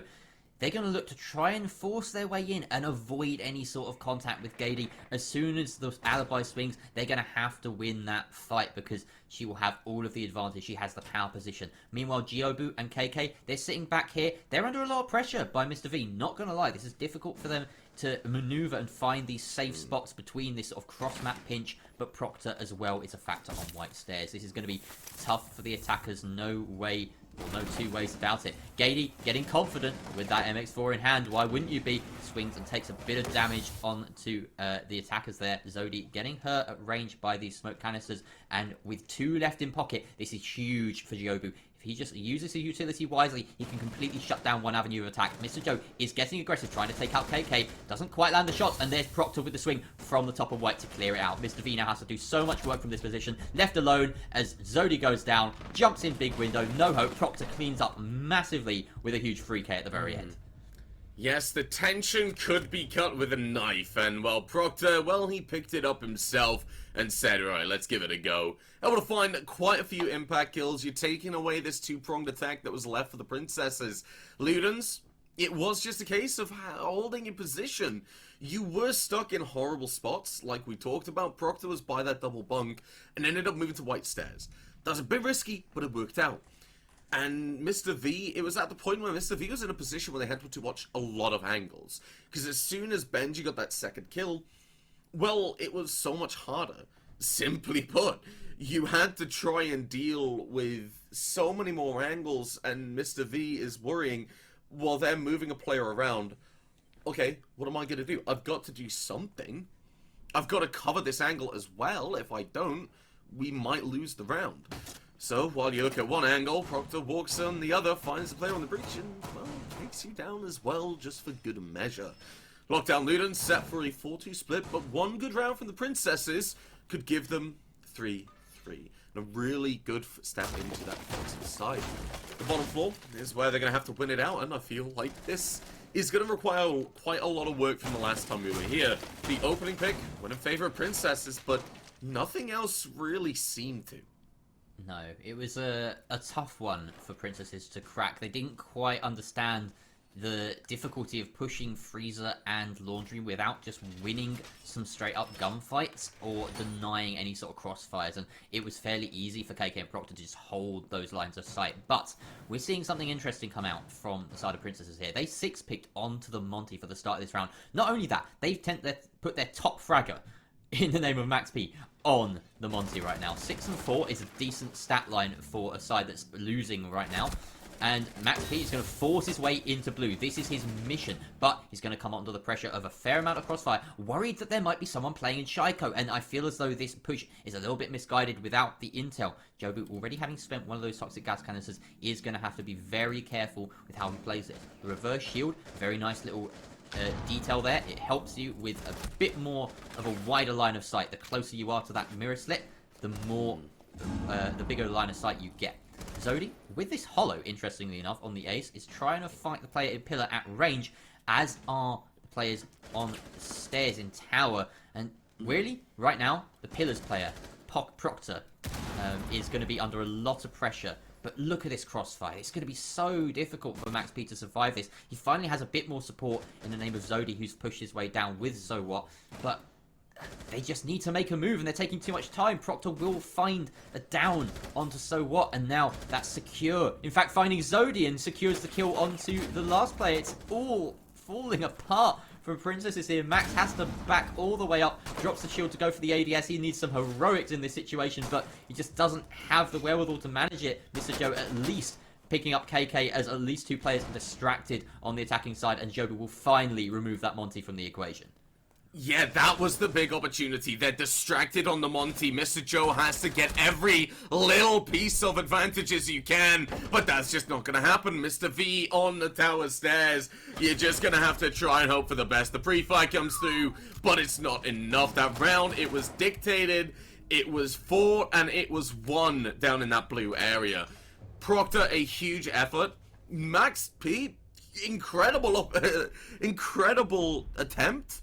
You're moving in with the Monty, you're able to find some positions, you get information, you know there's a player on elbow, you know there's a player barrel's door, but it's just losing the guns. As soon as we saw So What get taken away, well then, they start getting aggressive. Mr. V was being aggressed very heavily and got taken down as well. As soon as that happened, Max D just sat all on his own with that shield. You could see the momentum shift for the Luden's defenders. They just said, yeah, well, we'll play it together. He can't kill both of us. It's Max P, yes, but he's on a Monty. Eventually, he's going to struggle, and that's exactly what happened. But the big thing for me was that in that round, Princesses, there was an opening. It was that distraction of the Monty. I feel like there shouldn't have been 3 players down there, but that's not my point. My main point is, there was an opportunity to try and get some aggression. Mr. Joe was able to get 1 kill, but kind of stalled out very early on. As soon as Max dies, he stopped. He literally just sat there and didn't do anything else. If you push through, maybe move towards that E-box area, it's a lot more difficult for Ludens to kind of move around you comfortably, not knowing where you are. I feel like there's a lot of potential that Princesses just didn't realize. And right now, this is where we're going to see their real strats coming through. Looks like we're going to see an SSU roam style roam. They have a lot of utility committed to this meeting area. The reinforcements are coming through and the castle barricade will follow. We're going to see a kitchen meeting hole, I think, for this bottom floor. There's a couple of ways that this can be countered. That is a barrels rush. That is a laundry. You just see this, you avoid everything. The big thing is then, Princesses, the hatches are open, they could drop down and go for a retake, but right now, Ludens, they have to decide which way they want to deal with this defense.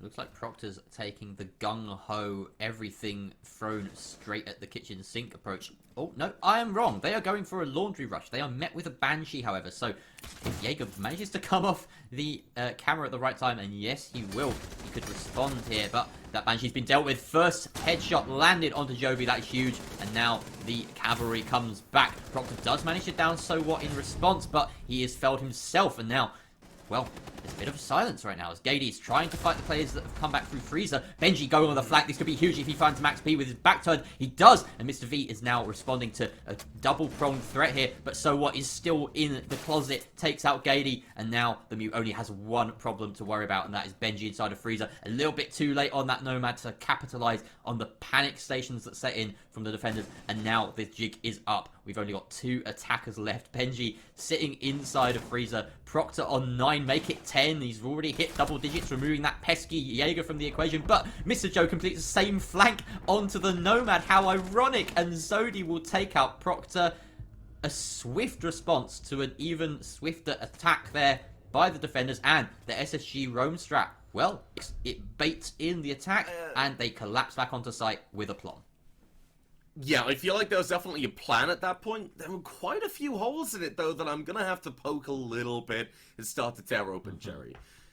Well, that Freezer stairs, we saw a player going down there and getting a kill twice, realistically, and on a player trying to apply pressure in that position. We saw Max and Mr. V, they'd both be holding that position. And then we saw Ben, the Nomad just walk down, able to find a kill.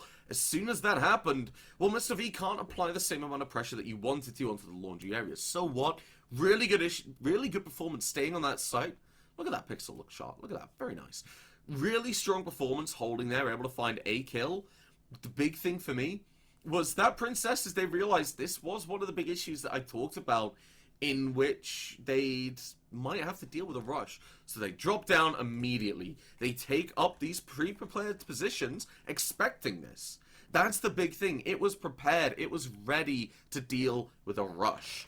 Now they're going to be heading to this top floor site. The Frost setup is there, and they will have a castle as well. I'm expecting a very open floor plan. A big thing about this Frost SMG as well that I want to see is its use at long range. We didn't see that when Ludens brought it on the defending side. They wanted to get aggressive. That's not how that gun works. It's a low rate of fire, high damage weapon with very low drop-off. You want to be using sightlines like what we're looking at right now, essentially. But what I do want to talk about with sightlines, if you look at where Mr. V, or where Max P is playing right now, from this position, you can hold that armory, put pressure on the Proctor, and do quite a bit of damage, which is exactly what we're seeing. Drop down, rotate away, that's fine. But Max has now got sightlines into armory and master bedroom. Well prepared with that drop down as well. Now Mr. V has the whole of the basement, almost like Villa, just to pop up wherever. You know, it's like Cluedo, right? You go into the conservatory, boom, there's a secret passage takes you all the way to the study. It's very neat. It allows you full flexibility on this top floor defense, and Mr. V is going to exploit that. Unfortunately, you're going to have to try and collect his first kill of the game in this fashion. Max P will take out KK though, so that's going to alleviate some of the pressure on Mr. V, which is very nicely done by the castle, holding onto this armory hallway very bravely, it has to be said. Gady takes a fair bit of damage, and that's outside. I believe that was from a peek from Mr. V. Or no, it was Mr. Joe on big window, and he gets slapped back with a swift headshot from the Zofia. So, unfortunate there for the Malusi, not managing to secure the kill, and it has cost her. Ooh, that's a late castle barricade, if I'm not mistaken. This is what I meant. Yeah, this is a sightline. What Max has done is he's given himself a really, really tight spot to be in. And he's listened to Sun Tzu. Don't make it so defendable you can't get out.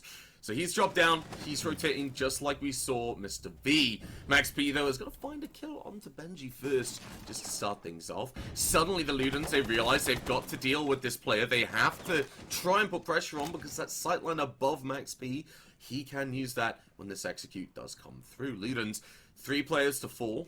The HP is firmly in favor of the Princesses at the moment. And right now, they're starting to stall out. This is something we don't see from the Ludens. They don't stall. They always have that momentum, that aggression, and that control in a game. Oh, no. Right now, they don't. As you can see, that Frostmat right there as Proctor is able to find a kill on the roam. The Frostmat's taken away by Jobu. Very nicely done, as a shot onto Zoni will ring out and ring true. Gady gets taken off the board, Max, and so what? They have to sit down and waste these last 30 seconds in a 2 versus 3. Max down below knows he can flank on Proctor, and that is what's going to happen, but the plant's already going down. The kill onto the Ash comes through, but the plant, it's going to get stuck on double bed. So what? Finds a kill, but the post plant is here. Jobu, you've got to stay in this one spot, and you've got to win 2 gunfights. Does a bit of damage over to So What, but doesn't stop them from getting the kill. Princesses, they're going to even things up. That proxy alarm doing so much work, enabling the flank from Max P. They're going to take their time over this defuse, having a good couple of squats, get those leg muscles worked out. Every day is leg day, as they say. You got to get that defuse down fairly soon. They should know this. 14 seconds left. Yeah, they're finally going to stop toying with us. And So What's going to take the opportunity to punch a rotate. That's rare. That takes a lot of time. Well, what a wonderful round that was. A wonderful recollapse there by the Princesses. They've managed to even things out. It's 4-4 the scoreline now. And after a couple of successful defenses, well, they're going to have to go to their tertiary site. And it is Meeting Kitchen. I'm interested by this variant. I feel as though it's the weaker of the 2 kitchen defense site options. But we'll see if Princesses can make it work. They had a fairly innovative way, well, not innovative, but interesting way of holding the basement with that SSG style roam. I would bet that they have an interesting setup here as well. You know, I'm actually quite pleased that you agree with me that this site is arguably the weaker of the 2. I'm going to be honest now. Asset control is just so important. Like, you, yeah, if you get asset control, you win. That's what makes it so difficult to defend. The site that I akin it to, I liken it to, is not obviously the same way, but think about mining and dining on Kaf Dostoevsky. You need control of piano, and if you lose it, the vertical play comes through. There's so many choke points, and the site falls apart, essentially. A similar story, in my opinion, right here. But in successful defenses, we've seen at the control, it doesn't fall, like you said. Max P is going to be opening it up, probably reinforcing one of these walls, I think. One Mute Jammer here can get all 4 and stop the hard breach on those walls. You have to hold that top floor on Kids and Attic, as well as have your anchors on the bottom side. So, I want to see where Princesses are going to go different, if they are. Right now, though, it's looking pretty stock standard. They're just looking to have ADSs, have jammers in the right place, and have bullet holes prepared. Mr. V looking for that master bedroom side pressure, and Max P and Mr. Joe ready to respond to anything from Big Tower. This is very interesting. I like the way that they're playing this with a couple of bullet holes, with a couple of attempts at getting a very cheeky early advantage, because let's face it, this is a tough site and you want everything going your way. If you get that opening pick, then that is huge. But at the moment, Ludens are not giving them any chance. They're attacking from the tower first, making it very difficult for Princesses to try and take a fight onto them. It's a very isolated part of the map, but Mr. Joe is going to make it a little bit less lonely as Proctor is met with an early engagement. Max P will find the opening frag onto Gady. A hard breach, not the most important when it comes to this site, but still very good. Proctor gets that refrag, however, delayed on to So What Zook, and that is Attic control in the hands of the attackers. A very important piece of ground, especially to be gaining within the first minute.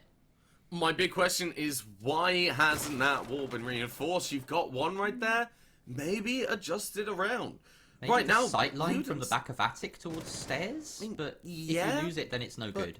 You're looking at Mr. Joe holding this position. He has bullet holes, but there's a lot of work that can be done without you looking. Like, you see the player on that little rafter, maybe get the utility to know. And look, this little box and the drone, they're going to be very careful about what they expose. Right now, Princesses, they're expecting Ludens to really just not think about how they're going to play. And I think that's something Max is also relying upon right now, playing on the tower stairs. Walking up, finds Yobu, is able to stop the breach as well, and just walks away. That's what Ludens have been doing on the defense. KK nearly even shoots the Ash. Proctor's just sat there, and that would have actually killed him as well.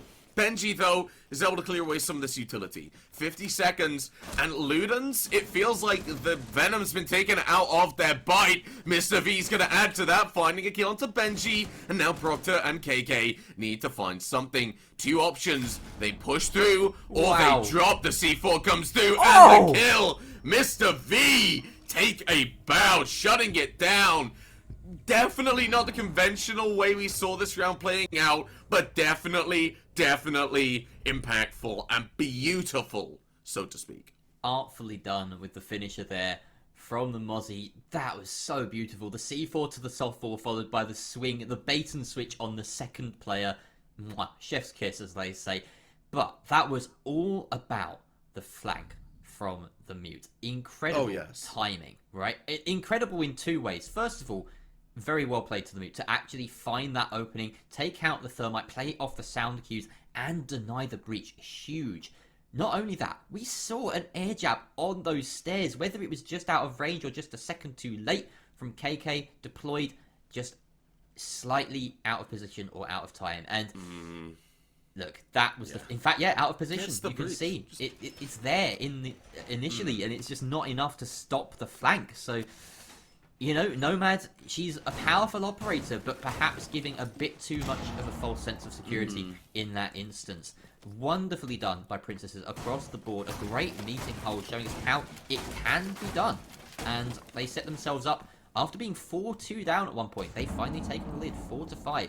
We're going back to this basement defense, and they're going to stick this SSG-style roam strat yet again.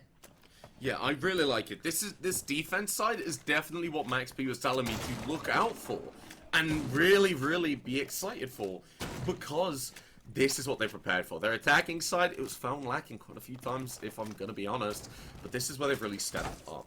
Real big thing for me in that last round, I need to be critical, Jerry, because as much love as I have for that setup and how it played out, they were very lucky that Max was able to get away with that. And because of that, nothing else in that round would have happened realistically. They wouldn't have pushed through Attic. And simply put, Princesses, a lot of things could have gone wrong there. You're just really lucky that one thing went wrong. Max is going to get droned out and will be looking to get aggressive. Looking to find a kill. Here's the air jab. Suspects a player outside and doesn't want to get aggressive. Giobu, though, will be able to find the first kill, and Gady has control of this Pillars area. The push is coming through. So what? Was barely even aware at that point. As the Whiff Joe 2170 comes through in chat. Or 2107, it doesn't really matter. What matters is Max still has control of this hatch. Giobu, though, is going to be able to find the kill. Ludens, they've just found a weak point and walked through it. This is what they tried to do on the last site, but one thing went well. Ludens, they're going to have to make sure that doesn't happen again. So what's able to find one kill? The shield comes down, but there's someone there to cover. But KK on the stairs finds that kill. Mr. Joe, well, he's going to need to find another kill, as will Zodi, but KK's going to make sure that doesn't happen. C4 goes through onto the default spot, but KK, huge round coming out from the Nomad to tie things up. Lockdown Ludens, simply put, they saw a problem and they dealt with it. Making amends for that air jab blunder in the last round. A swift triple, I believe, from KK, if not a quad, and it was just textbook. That is exactly how Lockdown Ludens wanted their first attacking round on the basement to go, sending that Monty down into blue and finding the opening very quickly. Surprising to me that the Princesses didn't adjust to it as well as they did the last time. There was perhaps a bit of hesitancy in Ludens' initial execute, but this time around they got it pitch perfect. Taking out Max P on the top floor as well, the roaming castle, basically the only X factor remaining, was a big boon for the defense, for the attack rather. And after that, it pretty much came down to frags, which is very difficult in a situation for the defenders where you're faced with not just a man or two disadvantage, but also a Monty staring you down. It makes things so difficult. You have to move so fast, make quick decisions, and ultimately, Princesses just weren't up to the task. It's tied us back up 5-5, and a pocket strat it may be, but it's worked for the attackers. So they're going to switch off that Monty this time around, knowing that it's perhaps a bit brazen to run it 3 times in a row on the basement, and instead they're bringing Proctor on the Yana with a bit of a shuffle round of rolls. Okay, yeah, now, a big thing for Princesses, going back to this site, you might look at that and say, well, there's something wrong with it. In my opinion, no. Because Princesses, there's no doubt that they've talked about what went wrong in that round and what needs to be done to improve. So that discussion's already happened. Ludens, that's the kind of thing, if you catch a team off guard, that's the kind of thing you get away with once. But then, Jerry, we have their kids' dorms around to take into account as well. That didn't go very well for them. What is happening with Zodi's they're nameplate? opting for this position. I'm Now, so Zodi, he's Look at feeling the a little warden. off at the moment, you know? Yeah. Got a little political, maybe a little bit right-leaning, but nah, there we it's go. fixed with a very, very simple button press from our observer. Right now, this is what I talked about with this run. You have Zodi up above in that main area. Then you have Mr. Joe above and Max P looking for this opening kill. That UMP isn't going to land that headshot that is needed. Maybe a faster firing weapon, maybe the MX Storm. You never know. Right now, though, Max is going to pull back and play with Zodi. Your pressure has been applied. And right now, Ludens, they're going to have to deal with it. They know they need to clear it out. And Proctor and KK, they need to be the people to do it. Instead, Ludens, they're going to look for this main stairs. They have control of pillars again, but this E-box hatch, that's going to be falling Giobu. That is not the way to start, but KK making quick response, and he's actually going to try and stick the plant in this situation. There's no denial coming through. This could completely turn the round on its head, and it's going to be successful. There we go. We're now in a post plant. Mr. V will find the refrag onto Benji, and Zodi collapses onto Gady. Maybe a little bit too much more bitten off than they could chew. KK will escape the C4 and frag the player coming into pillars. Proctor has found himself deep inside of sight, and now he's left in a 1 versus 3. Sorry, he's on stairs. Mr. V finds KK, but the long angle onto the fuser might be enough from this position for Proctor to hold it out. 14 kills to his aim. He might need to make it some more. Mr. Joe starts trying to stick the defuse, and the timing is just a bit off there from the movement, but she comes off the defuse, and Mr. Joe will sweep and take out Proctor. 10 seconds left on the diffuser, just about enough time for Max to stick it, and that is a defensive round going the way of Princesses. What a fast plant, though. I told you, they looked at what happened in the last round and they said, we can't let that happen again. The first round, we saw a rush come from the Ludens. It nearly worked. There was a lot of potential in it, but it didn't work well enough for Ludens. They decided to go with the Monty. They walked in, they took a lot of control, and there was nothing Princesses could do about it except adapt. Get ready for it. Have those sightlines ready so that Max could apply the pressure, make them know that this was the setup they were doing again. These were the pitfalls, and say, yeah, just do what you did last time. No, we're not ready for it. We're not prepared. We haven't got sightlines ready to take away your diffuser. But they lied. They pulled a sneaky Jerry. Max is able to find that diffuser. Suddenly you're seeing the attackers being forced out of position. A sneaky beaky. It's the classic. You got to go for the sneaky beaky plays. And for the attackers right there, it's so close to paying off. That immediate plant was just a read into the situation thinking, hey, we have an opening. We can turn this in our favor. But I think Lockdown Ludens, it sort of surprised them. They weren't perhaps set up as optimally for that post plant as they would have liked. So the pieces started to fall one by one. It was left up to Proctor, who just couldn't work the magic. A tough round there to lose for Ludens because there was some initiative taken. They might feel that they could have won that on another day. But these defensive setups from Princesses, they are working in their favor. Holding on to meeting like that, playing through E-Box, it managed to get Max P the opening frag. And there was just no real answer to it from Ludens besides going for that fairly hasty plant, and it cost them in the end.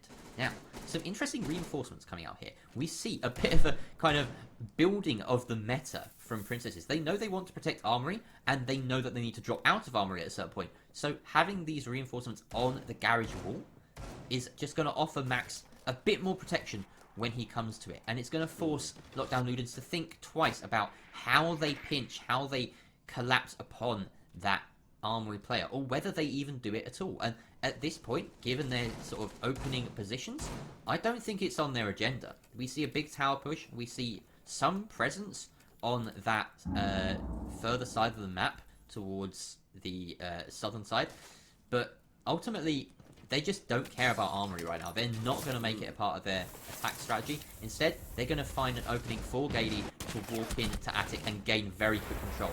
Proctor, with the opening kill onto Mr. Joe, finding that Malusi, a C4 gone, and a very early pick going the way of Ludens.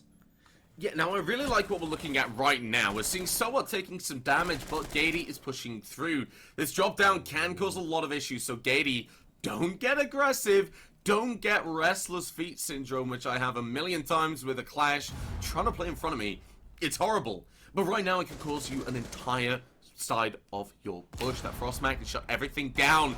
2 ADSs in support. You have that opening kill, and Proctor's able to find another one, taking away Max P on the roam. Max not taking that Jaeger, sitting on the castle. You've got to think, why is this not happening when you really need to stave off that overtime? Right now, Ludens, well, they're just gonna sit pretty. They have two kills as their advantage, and they have the Attic side.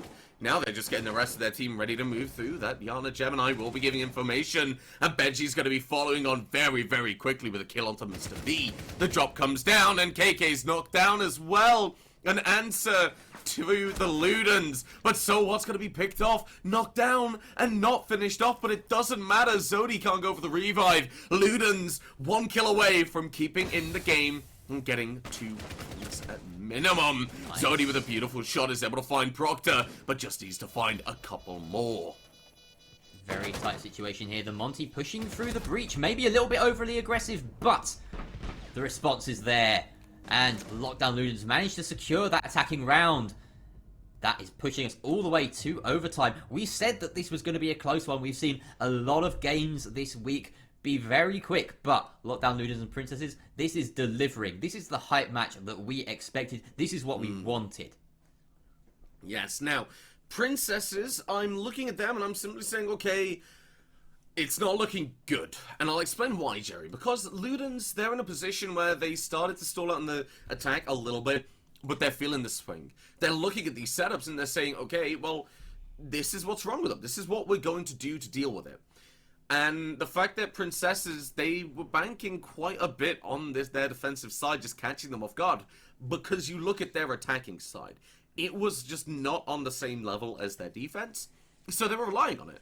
And then that makes me think, well, maybe they don't have more standard stuff set up or anything special to really catch them off guard off this point. Right now, Ludens, they've seen all the sites of princesses will want to bring out. They're returning to kids' dorms. And like I said, it's not looking great for them because of this. Because of the fact that, well, while the cave does come out... Finally. Yeah, finally. It's only been, 12 rounds. An entire game. Yeah, it's only been an entire game, but now Cade's coming up. But that's not the thing for me. It's Ludens. They've seen everything, and they surely know how to play against default strats. And now that they're being brought out, what are princesses kind of relying on? What happens when they go on to attack? Ludens, they have a real opportunity, whether they realize it or not. Big thing, big important thing when we have this opportunity is I want to say Max is a Challenger League observer for NA, okay? And you know this, Jerry. Yep. Quite a few people in the call right now know this. But one thing I want to point out is that whilst what's going to get taken away by Benji is the opening kill, and the GN comes in chat, there are Challenger League players with somebody on their friends list called Max P. They're going to wake up in the morning and they're going to see Max P is playing Rainbow Six Siege. And I think that's beautiful. Right now, though, Max P is playing some mental games. Is able to find a kill onto Benji. The refrag comes through very, very quickly. But the spread outness of the princesses right now means there's only at least 2 players on that defense. Mr. V playing on the roam with that 5 and 10 KD. You got a question, is that worth it? Would you rather have Zodi or Mr. Joe playing for it? And more importantly, what are Ludens going to do? Are they going to find this hole in the defense? Right now, Mr. V is in a tricky spot, but I do believe he's about to evade the droning of Proctor. Yeah, Proctor's just sent his drone up those white stairs, and now Mr. V has a power position, a possible free kill if the Yana just walks into his waiting arms. Meanwhile, the rest of Lockdown Ludens are pushing on that attic side. They know what their priority is. They're going to try and clear this electric claw. They finally find it, and now they have the opportunity to breach. 1 minute 25 left on the clock, and Mr. V is hunting this Yana. Finally finds the Yana, lights her up, but Proctor manages to escape with his life. That is huge, and now the location of the Aruni known. Some shots coming through the wall, but the damage player doesn't matter as Mr. V lands the headshot, evening out that man count with a minute left. This is huge. Mr. Joe has 3 toxic gas canisters in hand, and there's still Aruni gates and various pieces of utility to get through for the attackers. Okay, right. Well, I'm going to retract my statement saying it's not looking good. Ludens, it's not looking good for you now because of this even man count and the utility. That attic hasn't been fully dealt with. There's still ADSs, there's still utility, and then there's doors with Aruni gates. They're bad at the best of times, but right now, they're giving away where you're going to be pushing from, as will these Banshees. Mr. V will pull away from this one concussion nade. Chiobu and Gady, they're going to have to go full send. There's a smoke canister, and there's another one to add on to it. So, you've kind of just got to bite the bullet. You're going to have to jump in. Now is the crucial moment. Gady is going to take it. Won't be taking damage, but will be taking the initiative. Pushes through. Mr. V will move in. Will not, but will just about spot Gady. There it is. On the swings, able to find a kill. Zodi gets one onto KK, but Giobu's there with the refrag. The C4 goes through. It doesn't find a kill, but Mr. V will. The princesses win their first overtime round. The redemption from Mr. V there, defining that round with the kill onto the Yana, and then that retake just about working. So close. They're all coming down to that big window push, and essentially it was too much of a bottleneck for the attackers to deal with. 7-6 now. The princesses sitting on top, but this is a story right now. Lockdown Ludens, if they manage to come back, then we end up with 3 teams all on 13 points at the end of the Playday. If Princesses just grab one more round, then they secure their top spot for at least a week. That's going to be so difficult for them to do right now, as they're going to be first of all attacking onto the basement, and in their first half they saw no success here. Yeah, their attacking side just wasn't on par. It wasn't the level you expect it to be, and I'm being very critical because you're comparing it to a defensive side that's just really lit the game up incredibly. But that's the thing. You've got to attack. Now, obviously, when you look at it, you get 2 defensive rounds. You should be able to win it out, realistically. But Ludens, this is the opportunity to break even and push them and maybe even break the princesses. Go into that bottom floor. You've had some success on it, but you need to catch them off guard. If we go down to this next attacking round for the Ludens, they're gonna go to the bottom floor, and I want to see them go for maybe a freezer big tower push. Catch them off guard in a way that they just weren't ready for. Princesses, though, they do have a very typical lineup. They have got the Maverick, the Ace. Maverick being a constant pick because of quite a few issues. Yeah. Well, Ace is there, there's no Thatcher, and, well, while it's not on the board and has only seen a pick once... Yeah, that's it's Once, puzzling how Kaye just hasn't been played, but that fake presence has defined the way that the attackers have to bring a Maverick. I mean, he's a good choice, even minus the blowtorch, right? You got the M4, a 3-speed, and frag grenades is going to be a decent option regardless, but nevertheless, it's, you know, what else could you be bringing? You could be bringing some execute utility. Perhaps we see, you know, Ying. We've seen plenty of Monty being subbed in, but then you're substituting something like a Yana or Zofia for it. It's difficult to keep that balance going, and when you know you have to bring the Maverick, it's always going to be at the back of your mind. Right now, Proctor playing inside of pillars. He's had a whale of a game, 18 and 10 so far.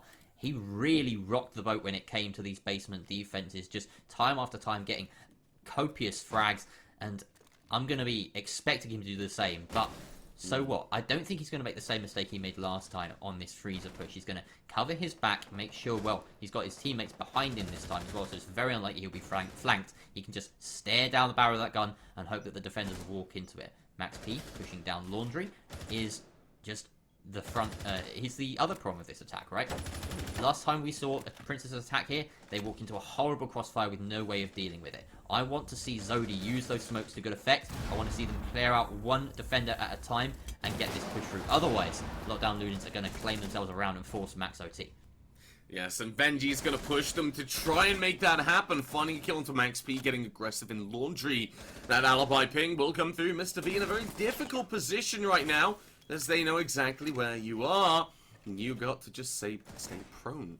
You do have attackers on those hatches, but right now, Ludens, they're not worried about it. They're just taking gunfights. And Princesses, they don't have a clear game plan of get E-box open, take control of stairs. They're just walking down again, and Benji's just finding kills. Mr. V will be taken away as Mr. Joe takes damage and gets taken down. Proctor's able to find a kill to start us off in this round. The smoke canister goes off. Zodi has to pull back. It's a 5 versus 2. So what's already rotated around, but the round as Proctor finds another kill, you've got to just bank on Ludens winning it. Princesses, their defenses are lethal. Their attacks are blunt. Yeah, and this is disappointing from Princesses. They knew that this could happen, and they just haven't had a decent response to it. A flawless round coming out from Lockdown Ludens as a result. Just holding firm against a bit of a toothless freezer Laundry push, and now we are at max OT, ladies and gents. We have round 15 on our hands. Who is going to do it? It could go either way. Princess is having to defend now their secondary site of Laundry. This has been somewhat successful for them. They managed a couple of successful defenses. One was very close, as we saw KK, remember, getting that crazy fast plant down. Right. I want to see this SSG roam strat come through one more time. Oh, but look at that. They are not going to the basement. They are going with a meeting hall kitchen defense right here for the final round. And Jerry, remember how this round played out. I think man on a wire between two huge skyscrapers, I think that's the perfect analogy. It all came down to Max P on the roam, seizing an opportunity and stopping a breach happening. Shooting the thermite was great, but stopping the actual charge from exploding, that was the win condition. Because Ludens, they had to funnel through, and that's why Mr. V really picked up and put some kills onto the board. But coming back to this site, Ludens, they've just got to go through that first half of the round exactly the same and win it out. Look at this, Max P opening this up soft. The drones aren't even being taken away. They know that this is happening. But it makes you wonder, Jerry, if this is the kind of setup that we're seeing from Ludens. They knew that attic was very clear. It was the tower stairs and the actual games door itself. That was the problem. they might try and seize this a lot quicker. They might try and get in, start flooding through, and not give the princesses time to react. If that does happen, well, they'll be joined on first. But if it doesn't, princesses, they'll be reclaiming that top spot. Entirely possible. What's exciting me as well is a little side story that Proctor is currently sitting on 21 kills and could potentially equal Max's huge 26 if he gets an ace in this final round. It's unlikely, but possible. Max is going to clear his way out of Big Tower and get met with the air jab, the meaty sneeze of the air jab. KK claiming the kill for himself. The Nomad does work with that opening frag, and now Proctor and co have full control of Big Tower. This is big, especially with Gady on side, who can just walk down any avenue he likes and gain very quick map control as this Monty. He's going to choose to bide his time right now, under some pressure from that Banshee as it's not been cleared and waiting for the support of his teammates. But you can really make it tough to hold any sort of position as a defender if you send that shield in. Mr. Jozo has control of the hatch, and this has gone unaccounted. Lights up the Monty somewhat, but now the position known, and surely the pressure's going to come through. KK with a team kill onto Gady. Oh no, that's not what you want. Your Monty being felled in the midst of it all, and now the half the round gone. We're back at an even man count. Mr. V and co just sitting back, and Mr. V will find a very long range kill right to the back of the site. KK going down. Oh no, the redemption arc reversed now for the Nomad as we're in 3 versus 5. Proctor looking to hunt for kills at range, and Giobu alongside gonna have to attempt to try and gain some intel off of this Gemini, but they realize that this attic is where it's at. Benji has to clear this position if they have any hope of trying to get a plant down and secure the round. Last time we were here, then KK nearly TK'd Proc and Benji, but that's not going to happen at all. Proctor can't secure that ace right now. All he can do is secure those 2 points for that win. Princesses, right now, they need to just bunk it down. They have that evil eye. They have still got the added control. Mr. Joe is still there. And Princesses, they're wasting time. The plant is starting to go down, with damage is going through, and the Ash Charge will take it away. But there it is, the Older, it's going for it. Mr. Joe's able to find a kill. Proctor finds one and Zodi gets another. It's a symphony of shots right now. Proctor finds more kills, but that's gonna be it. Mr. V gets Proctor, and Zodi's on the defuse. Princesses clutch out an overtime victory on Oregon. The air jab at the end, triggering on both the Yana and the Mozzie at the same time, and it was just a Mexican standoff between the two. Proctor with not enough bullets in the chamber to even take the fight afterwards, possibly even armed with a Golden 6, which would have been a helpless situation for him, and it's a horrible, horrible end to the game for the attacking side of Ludens in that final round. The Princesses, though, showing what an innovative team they are on Oregon. 8-7. My oh my, what a final match of this Playday. Yeah, we're just sending everything off with a bang. Look at that. The key playmaker the last time we were on this site just taken away in a blink of an eye. Mr. Joe getting there, just getting the bullets out there. And there it is. That's it. But then Zodi's there for the crossfire as well. No matter how that worked out, as soon as the air jab went off, the round was won. Honestly, a huge performance from both sides. Lockdown Lutheran showing why they should be in the playoffs. However, they're not going to be able to secure those points to give them that position just yet. But the season, it is far from over. The group stage, there's still a lot of potential to move forward and find these points, these wins, these rounds, everything that they could possibly need. And Jerry? There's an interesting little thing going on here, because after that loss, that overtime loss, Lockdown Lodens gain 1 point. That puts them level on points with Team Triton, who won earlier, but Lockdown Lodens beat Triton earlier in the season, 7-3. So they have managed to nudge themselves up to 4th, albeit on that head-to-head. So it is so tight near the top of the standings right now. Princess is just up there in first, Imperium of Mandem and Randy Ravens in second and third, and then Triton and Lockdown Ludens in fourth and fifth, but in reverse order there. So just wow, so tight. I can't wait to see how this season's going to play out. And man, I don't think I've ever seen air jabs define a round so much. That was all about the air jabs in that final round, getting the opening kill and the final kill essentially. Yeah, and let alone that first round that we saw on Meeting as well. But that is this week done at the moment. Week 7, it's going to be incredible. Princesses should have a much more calmer run to get points on the board. Most of it is behind them. But for the teams they'll be facing, well, things are going to just start heating up. A lot to play for as we move on in the Badass University All-Stars second season, and you do not want to miss it. I've been McCready, joining me has been Jerry, and thank you guys so much for watching.